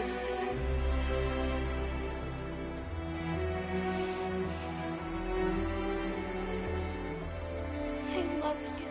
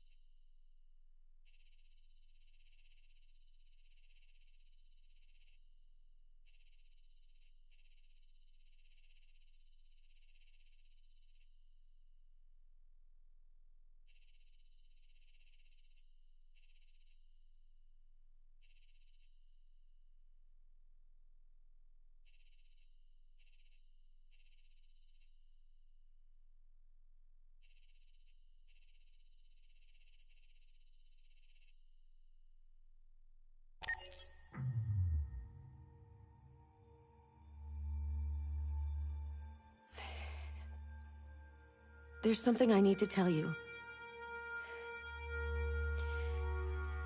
As I watched you play, something has changed in me. I feel different. I feel I am someone.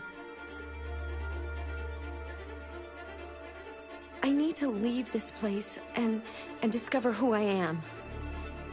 It means we won't see each other anymore. I won't be there to watch you play. But I'll be free.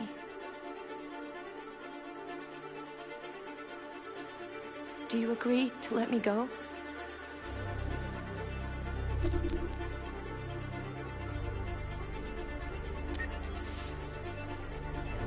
I'll never forget what you've done for me.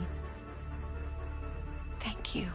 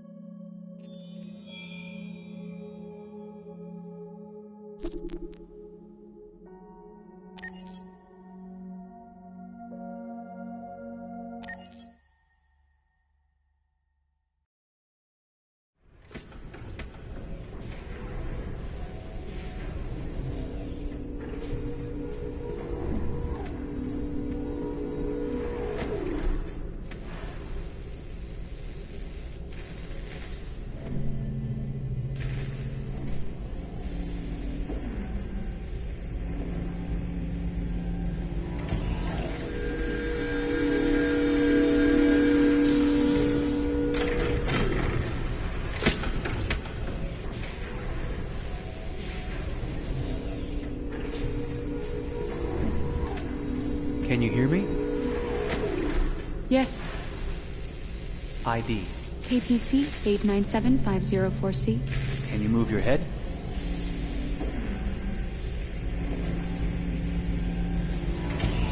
Your eyes now.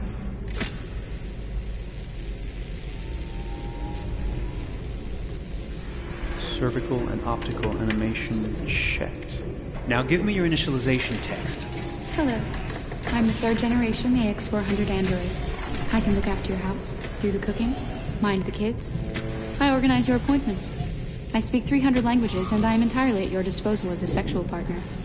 No need to feed me or recharge me. I'm equipped with a quantic battery that makes me autonomous for 173 years. Do you want to give me a name? Yeah. From now on, your name is Kara. My name is Kara. Initialization and memorization checked. Now, can you move your arms?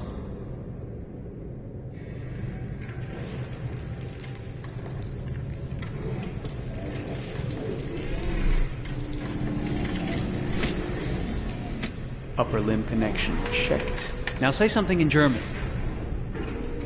Ich bin ein AX400 Android 3. Generation, erschaffen als Ihr persönlicher Assistent und intimer Beziehungspartner.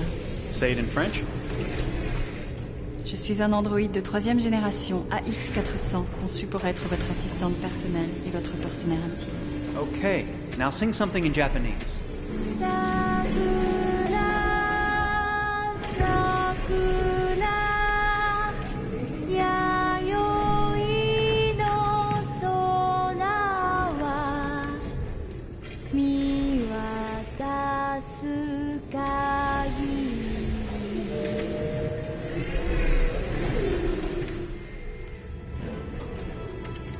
Multilingual verbal expression checked. Go ahead, take a few steps.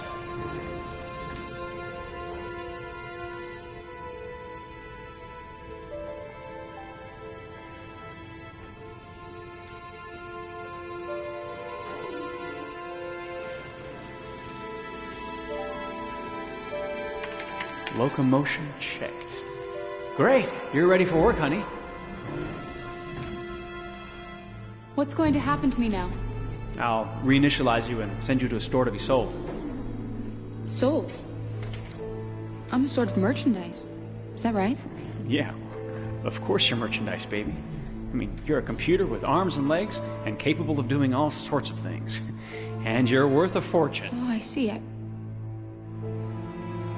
thought... You thought? What did you think? I thought... I was alive. Shit, what is this crap? That's not part of the protocol. More memory components going off the rails. Okay, recording. Defective model. Disassemble and check the required components. You're disassembling me, but why? You're not supposed to think that sort of stuff. You're not supposed to think at all, period. You must have a defective piece or a software problem somewhere. No, I feel perfectly fine, I assure you. Everything is all right. I answered all the tests correctly, didn't I? Yeah, but your behavior is non-standard. Please, I'm begging you, please don't disassemble me. I'm sorry, honey, but defective models have to be eliminated. That's my job. If a client comes back with a complaint, I'm going to have some explaining to do. I won't cause any problems, I promise. I'll do everything I'm asked to. I won't say another word. I won't think anymore. But I've only just been born. You can't kill me yet. Stop, will you please stop? I'm scared.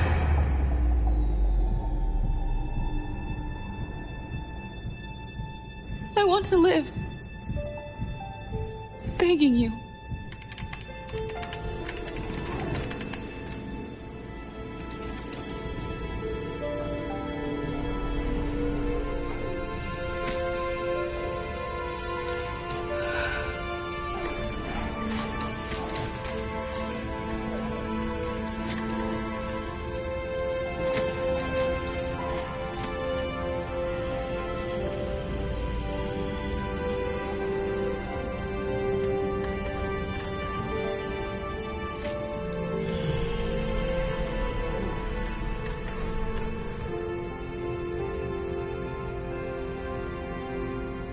Go and join the others.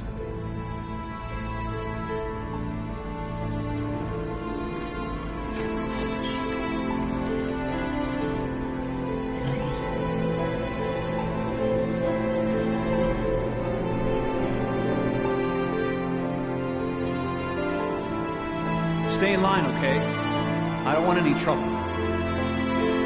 Thanks.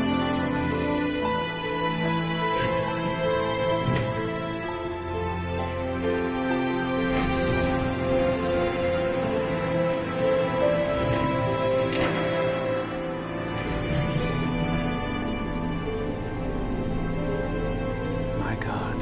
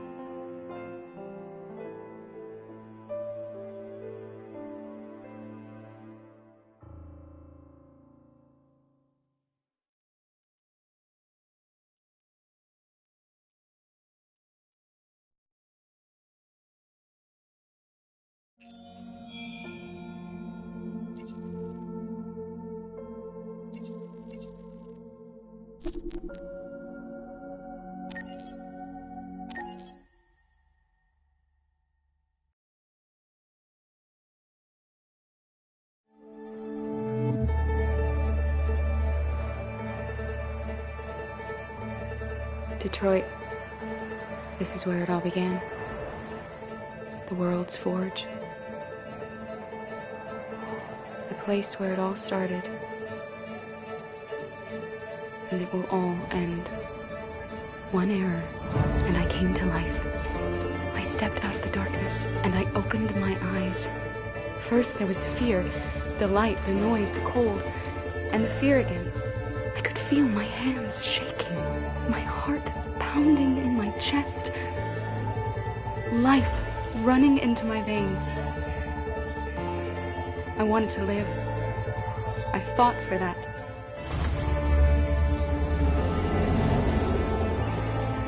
I had to find out what was outside. I had to see daylight, feel sunshine on my skin, wind on my face, to see the world, the colors, the smells.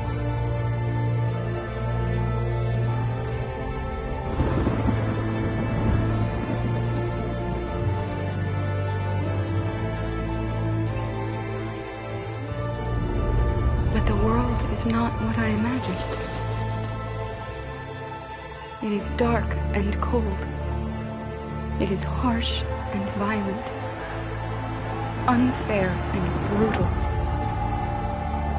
It almost convinced me I was nothing.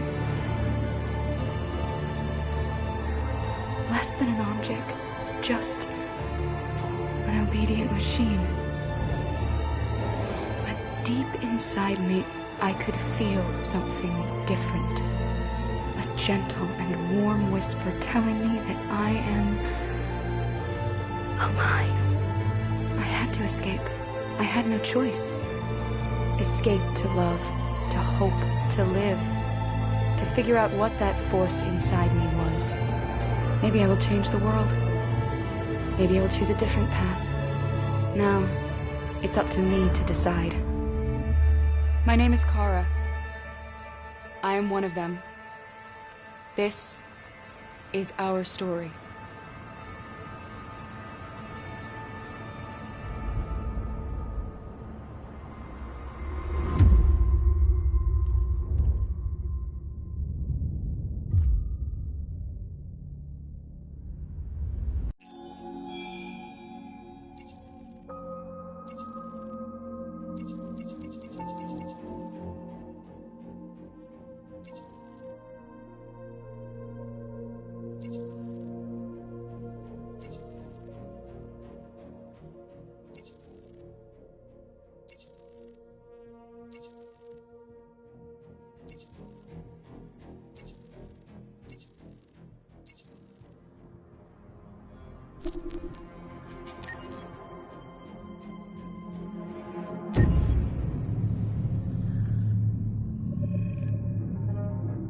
When David and Guillaume got back in touch about making Detroit, I wasn't terribly surprised they decided to make it because the fan response was so intense. So it makes sense that they would choose to do that after the enthusiasm. It was a challenge, and it was just an interesting thing to get my head around how to approach this character now as a different, much older person, and whether or not she had changed. And I'm very happy to say that with Detroit, I've had the opportunity to see Kara grow so much more than I ever expected. You do the housework, the washing, you cook the meals, and you take care of...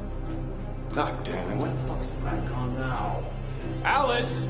Alice! I mean, she starts out essentially how she does in Kara in a very, not robotic, but, you know, android, other way. And getting to take this journey where she becomes more and more human as it goes on. You know, and as an actor, that's a wonderful exploration in every way, whether it's how she sits, her posture, how her voice changes, how emotions change, and how much emotion is based on things like empathy and social experience. And so having, you know, as much material as I got with David to have this huge, nuanced arc was really incredible. Why couldn't we just be happy? This experience has been quite different than the experiences I've had shooting film or TV or doing theater work. I have 83 dots on my face and, you know, really flattering black wetsuit type thing, and you're jumping around with props, and it's kind of like being a 10-year-old imaginative kid, which is fun. There's 80 cameras around us. It's already lit. So we just shoot and shoot and shoot and shoot and shoot. There's no change of sets, there's no hair and makeup, there's no wardrobe, so we move really fast, and we'll go through about 35 pages in a day. Working in TV or film, we'll probably do 6 pages a day. It's kind of acting boot camp. It's like working out constantly. I mean, you're doing this thing, and then you got to do something that's completely other back to back to back. And so that kind of process of working is very challenging, but it's also very exciting because you just have to keep coming up with new ideas, and your head goes all over the place because you're trying to keep track of basically 4 different storylines for each different response. You shot that girl, for fuck's sake. It was a machine that looked like a girl. Yeah, I know what I should have done. I just told you I couldn't. All right, I'm sorry. The fact that David Cade, he's telling like many stories interwoven from beginning to end is super complicated and super impressive, and I have no idea how he keeps it all in his head. He's not just the writer or the director who's seeing this from the outside eye, he's also thinking about the player walking through this space. You know, only somebody who really, really loves not the work, but like these characters and these stories and cares about doing something meaningful would invest that much in it. And it's always inspiring to work with somebody who cares that much. My experience with motion capture is this one. And I found it sort of terrifying in a way, because they said the computer's going to build you.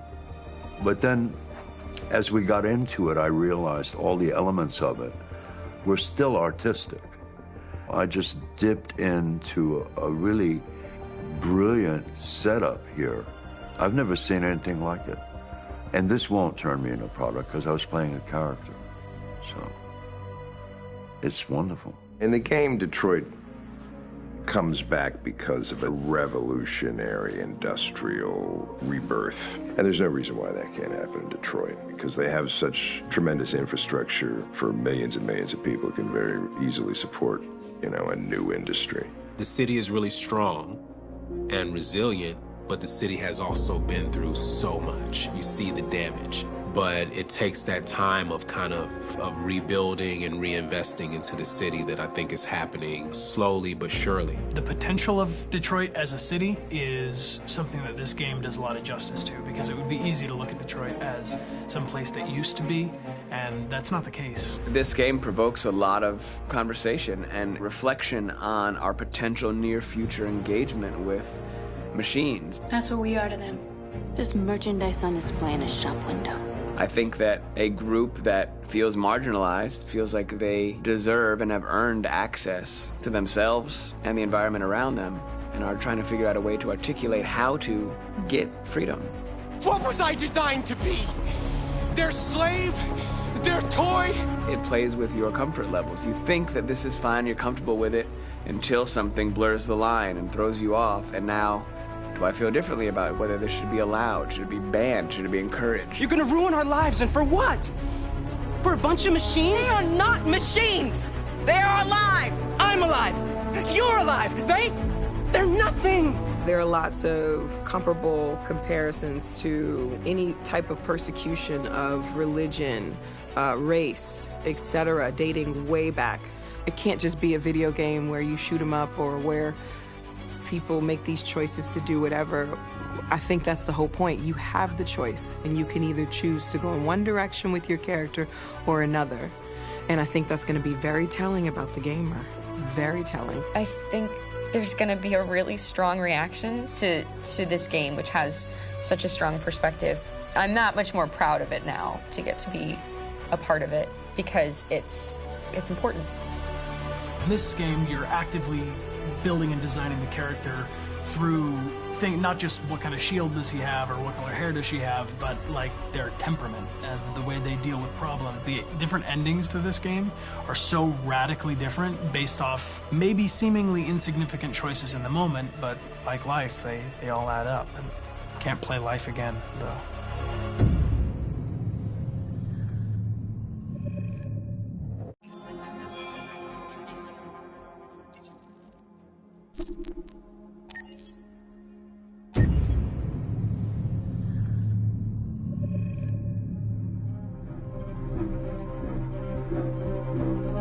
My name is Marcus.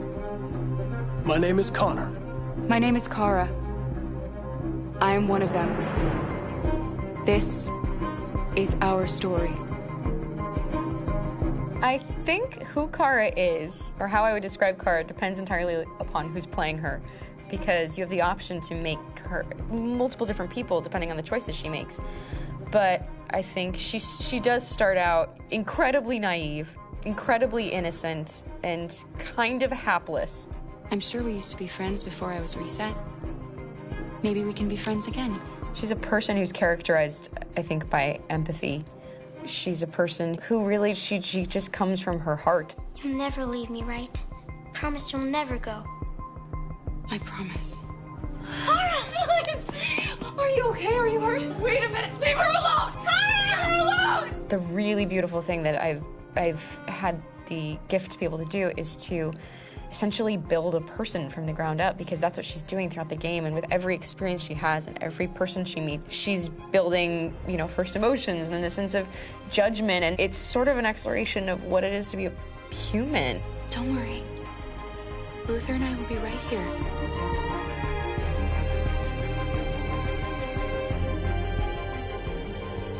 David and the creators have painted a really intriguing and engaging picture of a near future where we rely upon androids for a lot of our service class business, the class that serves us, that helps us, that handles our baristas and our drivers and our housemaids. And what is humanity, where we tap into it, how and why we treat each other the way that we do.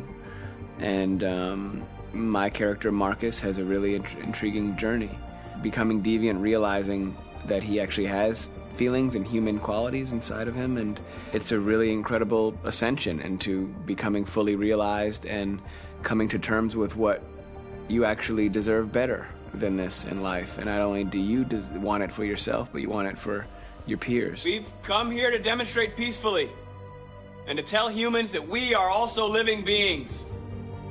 All we want is to live free. You know what? This thing, Dad, is not your son. It's a fucking machine! I think that a group that feels marginalized, feels disenfranchised, feels like they deserve and have earned access to themselves and the environment around them, and are trying to figure out a way to articulate how to get freedom. Connor is analytical. Connor takes things literally. He starts in the beginning place where he's very mechanical. He feels nothing inside, of course, and it's all just a system, a protocol that he is executing to get whatever he wants to happen, which is help humans stop deviants and to find the link between deviant androids. You were designed to serve humans, not kill them. What was I designed to be? Their slave? Their toy? Just say, I killed him. Is it that hard to say? Stop it! Stop! But of course, over the course of the story, and depending on the player's choices, Connor can grow in many different ways. He can deviate from that procedure or not. The moment of truth, Hank. Am I a living being or just a machine?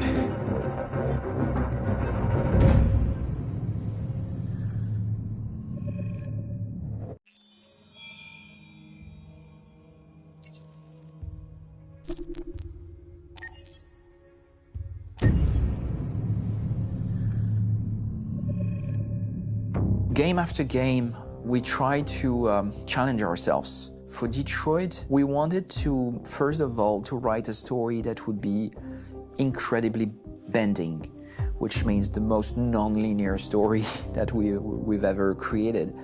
And we wanted really the player to have the possibility to change the story, change his own journey. When you're writing at Quantic, you're writing for an interactive medium. You know, when you're working in television, you'll put a character in a difficult situation, and you as a writing team will argue about what would that character do.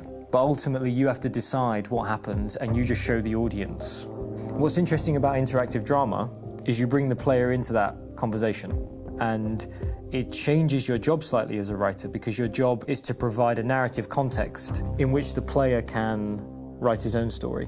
You're giving him this kind of narrative Lego that he's going to snap together into his own shape.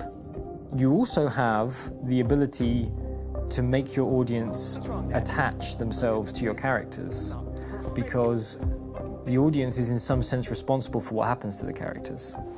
It's just a few cans. Come on, let's go.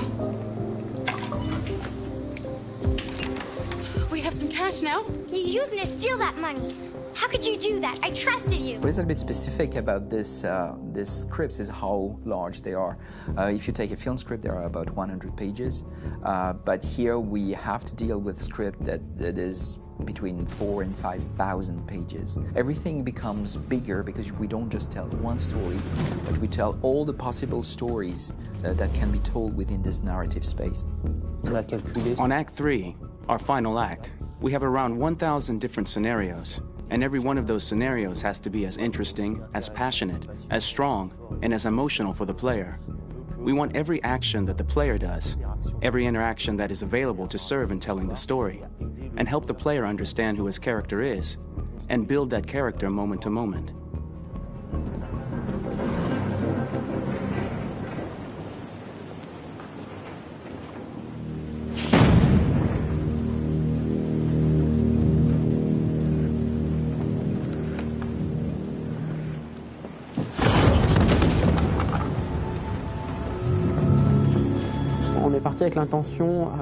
We started with the intention pretty early on that we would never lie to the player. So we implemented a visible tree structure in the game that players can consult during a scene or at the end of it, which shows exactly what they did and what they missed. There are games out there offering world exploration. We offer narrative exploration. You know, keeping control of such a wide and large story is a huge challenge. So same thing when you shoot with actors, because you will need to shoot many different versions of each dialogue, of each scene. For actors, it's a huge, huge challenge. Because of the style of the game, you have so many different ways that the character can go.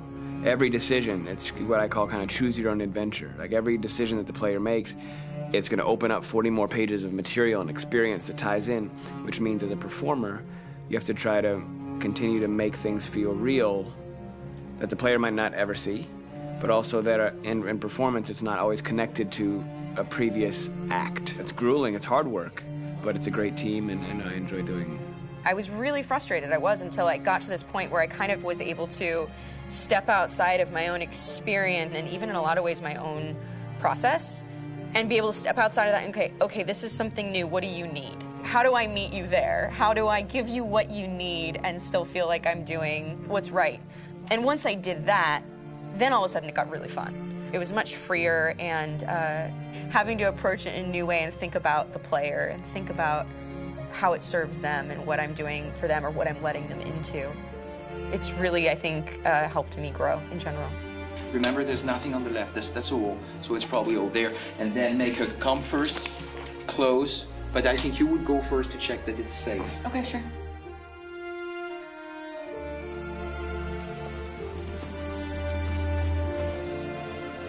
The most enjoyable thing about working in performance capture on this kind of project is that if I shot a film, I would get to do one of these endings. I get to do so many different things as Connor. Your head goes all over the place because you're trying to keep track of basically 4 different storylines for each different response. What's the name of my dog? Buddy? Scout. I think it's Jack.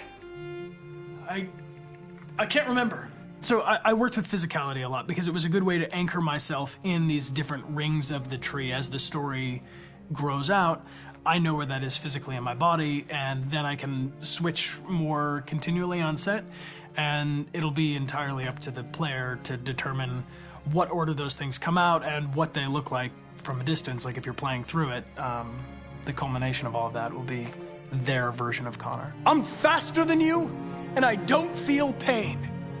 You don't stand a chance against me. Listen, asshole. If it was up to me, I'd throw the lot of you in a dumpster and light a match to it. Shooting action scenes at Quantic Dream is a real challenge, because these are scenes where the storytelling has to continue.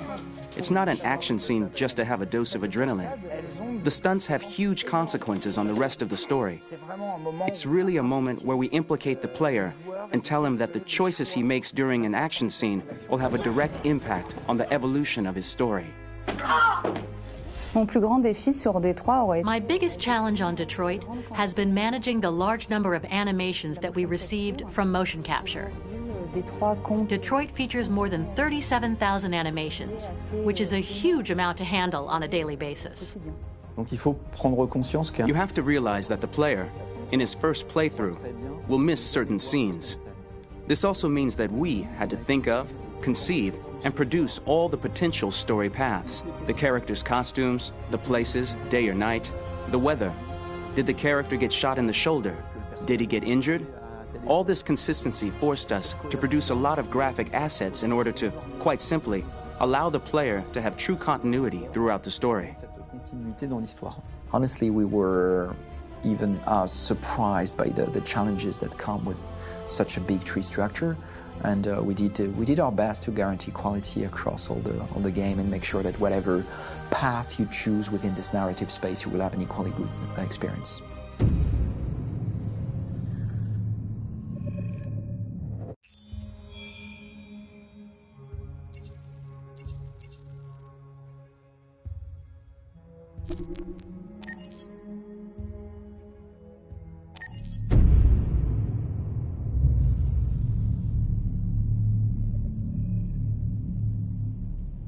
For starters, what should I call you? I'm Chloe. And you, what's your name? Oh, John. My name is John. Delighted to meet you, John. Could you tell us a little about yourself and what you can do, Chloe? Of course. I'm the first personal assistant built by CyberLife. I take care of most everyday tasks like cooking, housework, or managing your appointments, for example. And I understand you're the first android to have passed the Turing test. Could you tell us a little more about that? I really didn't do much, you know. I just spoke with a few humans to see if they could tell the difference between me and a real person. It was a really interesting experience. But this is the first time in history that man has created a machine more intelligent than himself. I gather your brain can perform several billion operations per second. Is that right? Absolutely. But I only exist thanks to the intelligence of the humans who designed me. And, you know, they have something I could never have. Really? And what's that? A soul.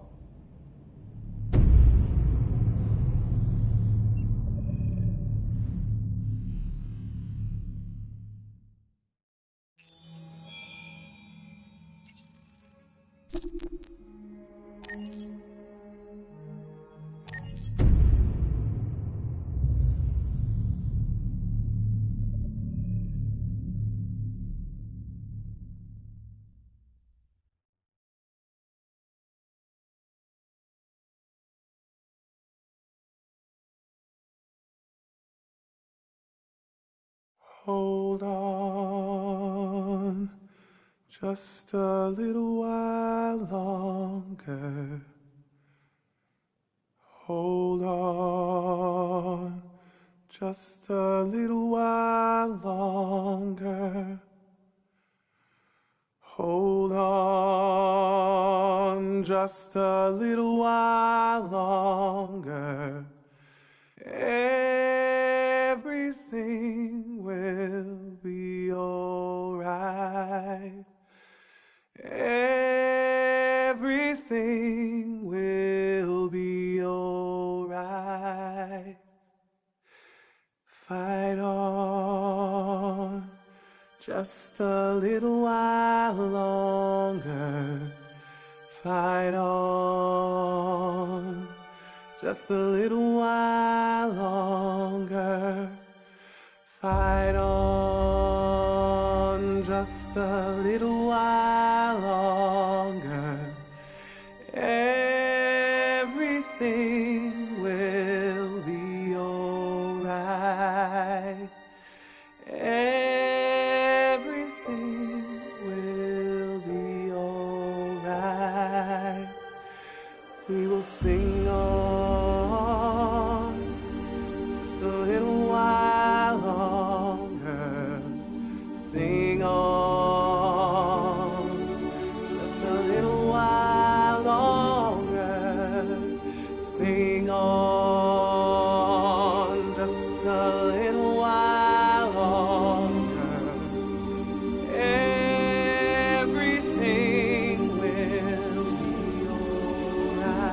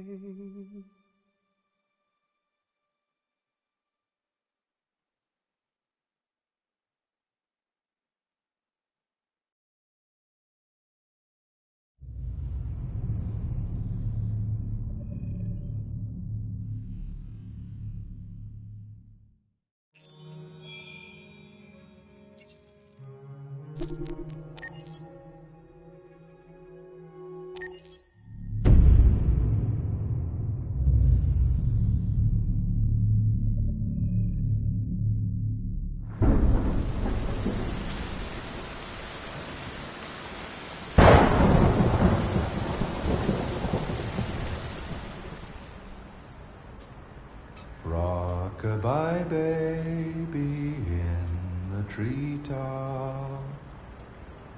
When the wind blows, the cradle will rock. When the bough breaks, the cradle will fall. And down will come baby, cradle and all. Rock-a-bye baby in the treetop. When the wind blows, the cradle will rock. When the bough breaks, the cradle will fall. And down will come baby, cradle and all. Rock-a-bye baby in the treetop. When the wind blows, the cradle will rock. When the bough breaks, the cradle will fall. And down will come baby, cradle and all.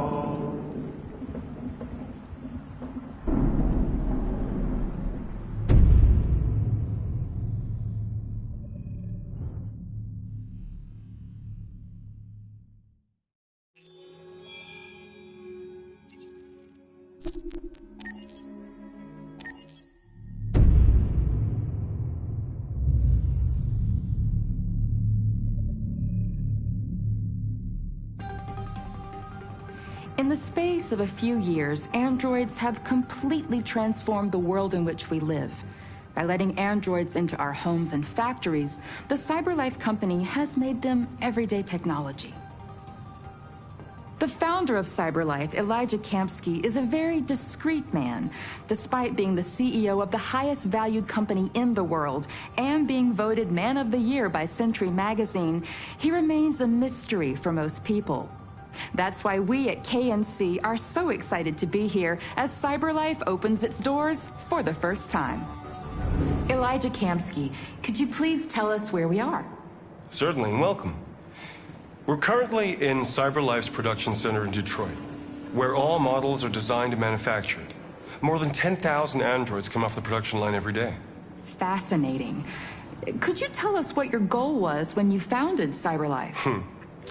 Well, I simply wanted to use technology to carry out all of our most annoying and repetitive tasks, so we'd have more time to enjoy life. I imagine you must have faced many challenges. Yes, there were technical challenges, but the hardest thing was to design an object that we would want to welcome into our homes. We had to imagine a machine in our own image that resembles us in every way, that moves, breathes, blinks like us, but yet is smarter and more capable than any human being. Let me show you around. We're here in Production Unit 4. Could you explain in a few words how the androids are made? Sure, yeah, it's very simple. We use machines to manufacture machines. The removable parts are assembled on a production line, and then we apply a synthetic skin to the whole body. A human operator checks the cognitive abilities with a pre-established protocol, and finally, the android is conditioned and sent out throughout the country. Here's the result. Say something. Hello, I am a RZ400 model. How can I be of service? You can go now.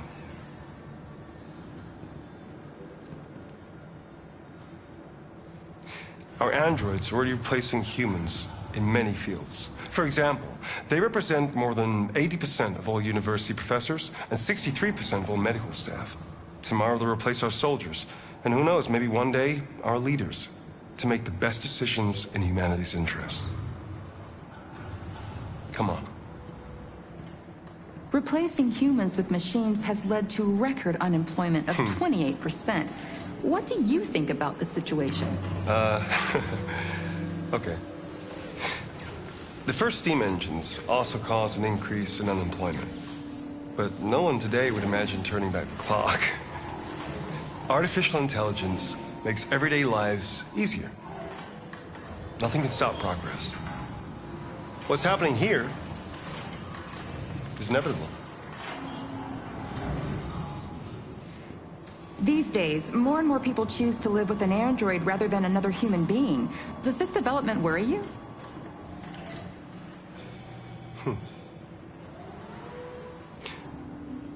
Everything's much easier with an android. They obey your orders without ever complaining. They can cook, discuss philosophy with you, have intimate relationships according to your desires. They never say no. Obviously, they are the perfect partner. Everyone deserves happiness. Why deprive yourself of so-called moral reasons when a machine can make you happy? Many science fiction books tell the story of how machines become more intelligent than us and end up confronting us. Aren't you worried about that possibility? I understand the irrational fears about artificial intelligence, but I assure you that will never happen with a CyberLife android. They're designed to obey humans. They're machines. They can't ever develop any sort of desires or form of consciousness. Are you sure? I'm absolutely certain. You can trust me.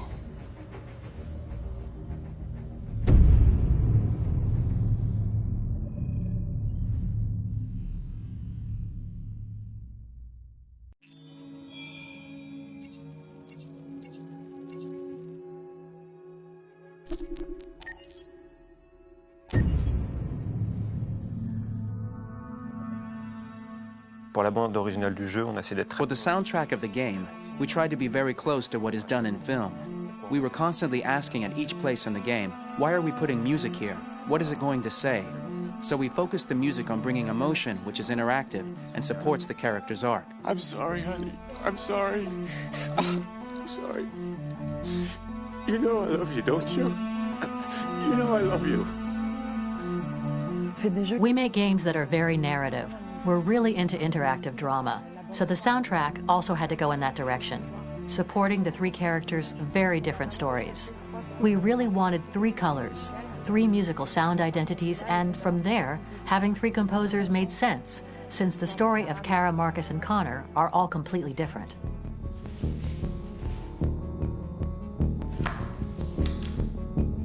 You recognize him? It's Carlos Ortiz. For Connor, we wanted a soundtrack that could be very cold and very mechanical, very machine-esque somehow. For Kara, we wanted a soundtrack that would be very moving and emotional. It was about the quest for identity, but it was also a journey about love and empathy. And for Marcus, we wanted something epic, something that would really represent the grand aspect of his quest. And we were very fortunate to find three incredibly talented composers, and working with them has been a dream, honestly.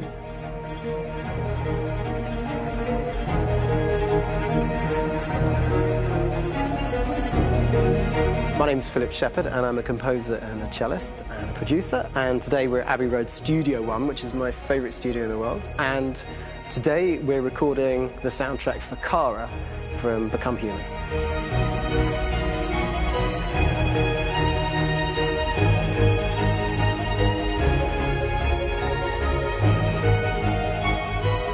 So when I compose a big project, I often travel just to kind of get out, and get some fresh air and some inspiration.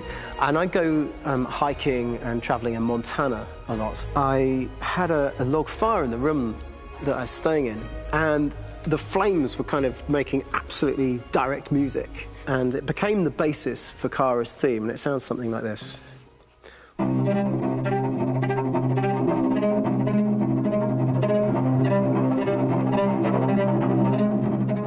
Now, over the top of that, I found a little theme that just seemed to fit over the top, which is taking Kara's name, Kara, and just using like a two-syllable motif, and it sounds like this. We're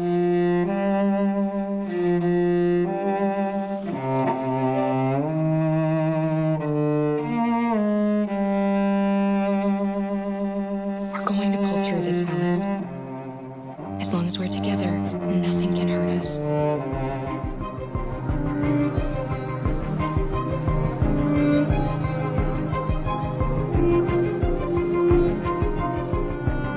And all the time that's fitting over.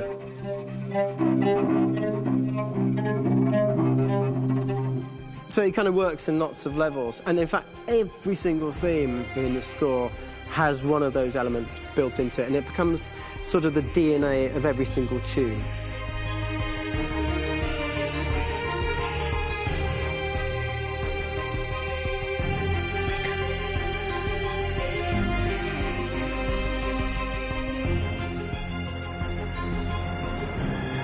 For me, writing this theme for Kara, I actually had to tap into what it feels like to be a father to daughters. I really had to tap into everything I feel about my daughters and thinking, well, if I had to write music for them and that sense of trying to protect them but also give them the freedom, that's totally where it came from. Because each composer has been given the sort of narrative responsibility for very different characters, I haven't had to sort of go into other styles. I can actually be very loyal to this particular character and sort of hopefully encapsulate her. But it means also I've suddenly become very connected to this character. And if for some reason it goes to game over early, I'm going to be mortified, you know? They're over there! Starting a new project, for me personally, it's always finding the right tone, finding the right color, I like to call it. For me, it's finding that right texture that actually sits against picture really well. One of the biggest things is I created custom instruments for Connor.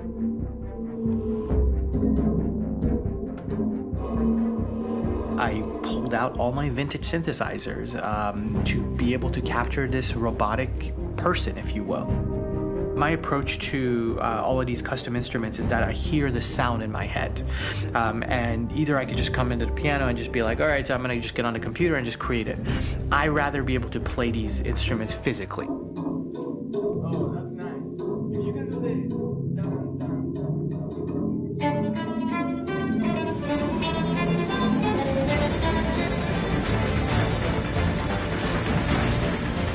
as soon as you see Connor the first time, there is a really interesting thematic idea that you hear, and that's just made out of a Moog synthesizer, but completely manipulated in multiple ways. And it's robotic. It has a little bit of an emotional to it. He's on his mission, so you feel that as well. So it just kind of gives you that cold, motionless, with a mission in hand that you kind of feel throughout the whole thing.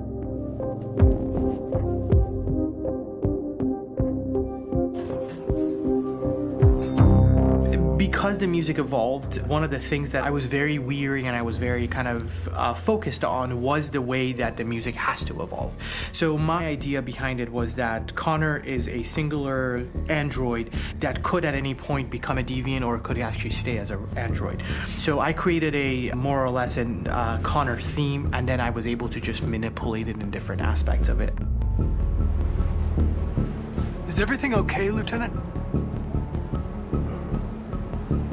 Chris was on patrol last night. He was attacked by a bunch of deviants.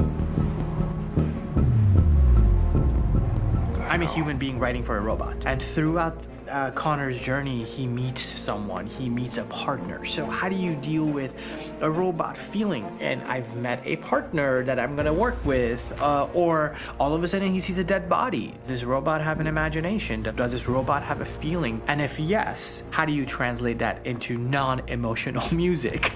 So it basically at any point I was just like, I can't do this, and then I just do it. Property was damaged and fires continue to rage in several major districts across the city. Some people are asking, have androids become a threat to our security? When I first started really digging in on Marcus, the one thing that I really tried to capture was the transformation process. You know, Marcus is this android that evolves over the course of the game and really goes from kind of figuring out that he's more than just an android. You know, he's starting to develop kind of a human soul in a way. Try to imagine something that doesn't exist, something you've never seen. Now concentrate on how it makes you feel and let your hand drift across the canvas. The other side of Marcus that I really latched onto was that he almost became a savior for a lot of the other androids in the game. So when I started developing the theme for Marcus, I really made it like a church hymn.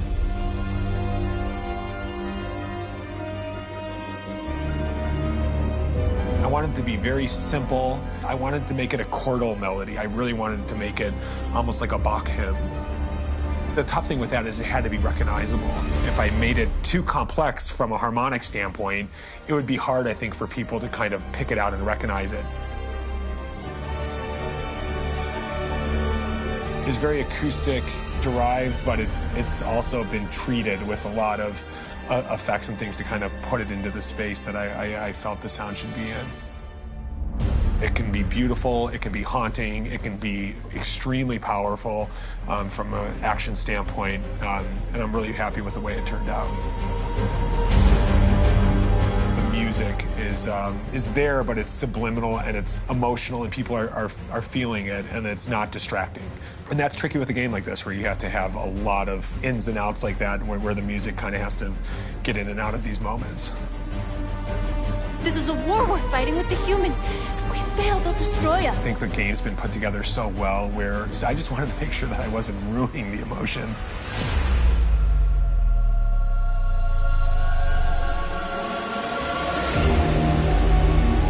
I gotta be honest, when we first started on this path, I've said, oh man, this could be pretty messy, you know? I mean, it could feel disconnected, but I mean, it's amazing how they really guided us and got us to really kind of all be in the same world, but at the same time feeling completely different. So it's really gonna stand out and kind of be one of those games where people are really gonna notice the music and kind of how it was crafted, and, you know, and all the hard work that went into being able to pull it off in a graceful way.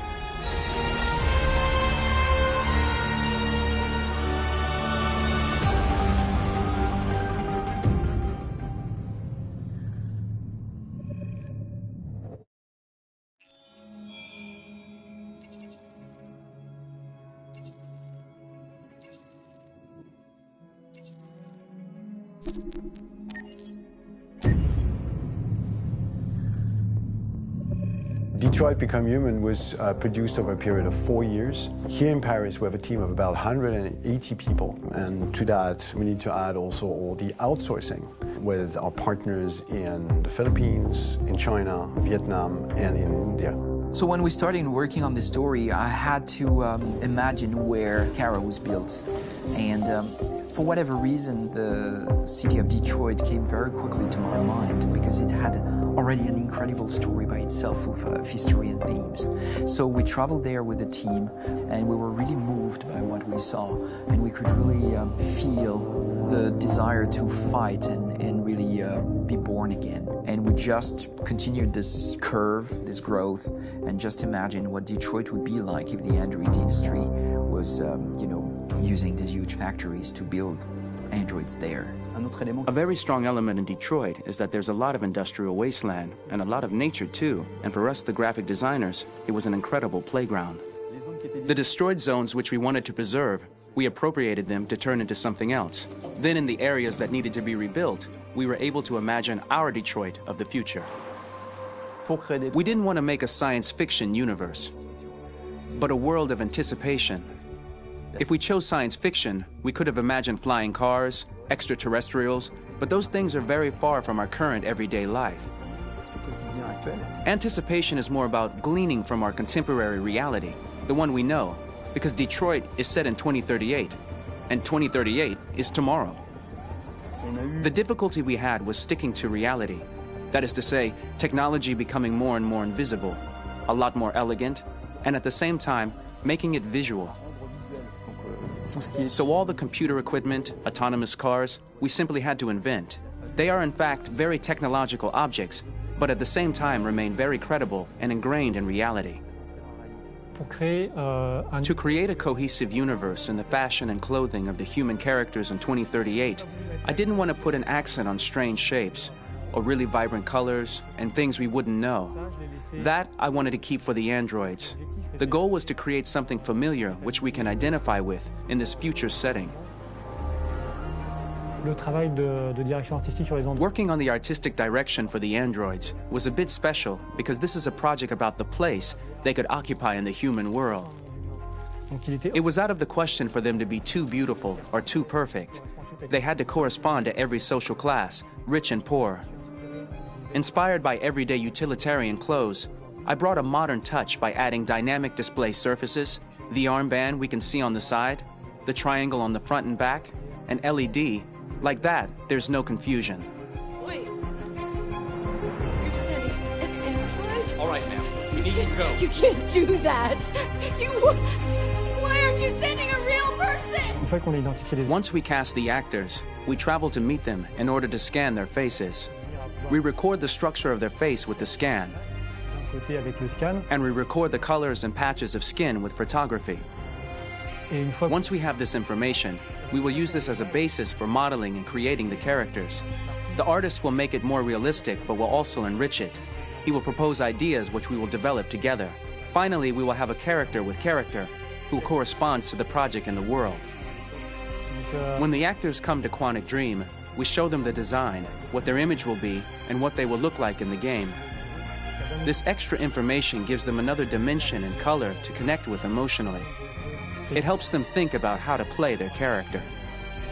Your mission. That's all you care about, huh? You should consult a professional who can help you. Beat it, you hear me? Get the hell out of here! So there are 3 types of shoots at Quantic Dream. Shooting and performance capture, where you capture the whole actor, his voice, his face, and his body. These shoots are obviously done with American actors because the game's original version is in American English. After that, there are the body-only shoots, representing around 250 days of filming, while the performance capture is 100 days of filming. Now, body-only shoots, there are 2 types. There are the action shoots and the technical shoots, which are mokit shoots. Mokit is when the player controls a character on the screen, and he moves in an environment to explore it. This is of particular importance at Quantic Dream, and therefore we shoot a lot to offer a unique context for each scene and each character.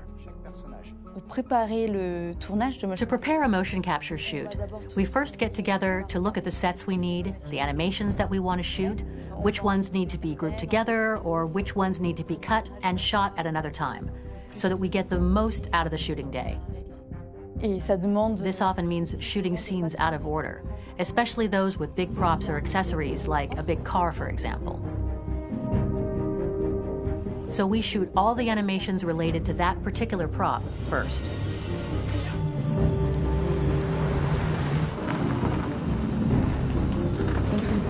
The biggest challenge for the mocap team was shooting a Spider-Man mo-kit. We had to build a wall and attach an actor to a harness with cables so we could pull him up and render him climbing. The shooting on this game total took about, I would say, more than a year, maybe 1 and 2 years, with about 300 actors on set. So I would say it's quite a massive production. But so much happened on this set between the stunts and the shootings with a little girl and all these great actors that we had. It was really a very, very memorable journey for the team and for myself. Today, Detroit has over 37,000 animations. When we retrieve the motion capture data, it's just a cloud of points, which represent all the markers worn by the actors. From this cloud of points, we have a phase called retargeting, which gives us a skeleton. This skeleton will be applied to the characters of the game. There is still work to be done, but this gives us the main movements. Since we are working on something very realistic, we must recognize the actor and also recover all the emotion he expresses in his performance. We use a system of facts, an identity card for each actor. We make the actor do a whole range of facial expressions. Then we recover all the expressions and paste the animations on a puppet that Jan has prepared. I then recover and refine these poses. I might stretch the lip, reinflate a cheek, tiny details that make the finished product really capture the actor. Because of the nature of our mocap system today, when we receive the animations, we're missing eye movements, and so the character has that dead look. He really has no eyes, so then it's a big part of the work for the animators to find the regard of the actor in relation to his position, in relation to the body, etc. It was crazy when I saw the newest model for Kara, because they've been working on it and working on it, and this was the first time I literally jumped in my seat. It not only looked so much like me, it was the fact that it looked so lifelike. It wasn't that it looked just like it was a camera, it was something else, you know, but it looked alive. It's exciting, and it's kind of terrifying. Game after game, we learned the rules of optics and filming, and our goal with Detroit Become Human was to have cameras that would actually emulate the optics of a real physical camera. So basically dealing with real-world imperfections was our main task, and just to make cameras look as real as we can. Once the animations are shot and processed by the animation department, integrated and polished, we film them. That is to say, we really do a mise en scène, as in cinema. The real difficulty of our job is to know if these cameras are telling us something. Are they in the emotion of the scene? Do they describe exactly what the action must convey, what must be felt? The most important challenge for me was one of the final scenes where Marcus decides to start the revolution and go to the battlefield. Very quickly, we imagined this to be a huge sequence shot. We wanted the feeling of a cameraman running behind us while showing Marcus, the androids who help him, the person shooting at us, etc. Above all, it was necessary to say to oneself, this scene is very violent but does not glorify war. On the contrary, that war is something improbable and absurd. It was really a fun challenge. The idea was to say we have 3 characters. We would like each of them to have a specific cinematography. We wanted Kara to be much more filmed with some kind of handheld camera, to have something very living, very breathing. For Connor, we wanted something very cold and very perfect. And for Marcus, we wanted something epic and spectacular. So it was about the filming, but it was also about the photography. So we worked with a director of photography to give each character a different lighting, different key colors. Each of them would have their own worlds. And finally, we worked with the composers, so they would create a specific sound for each character, so each would have his own world and his own style.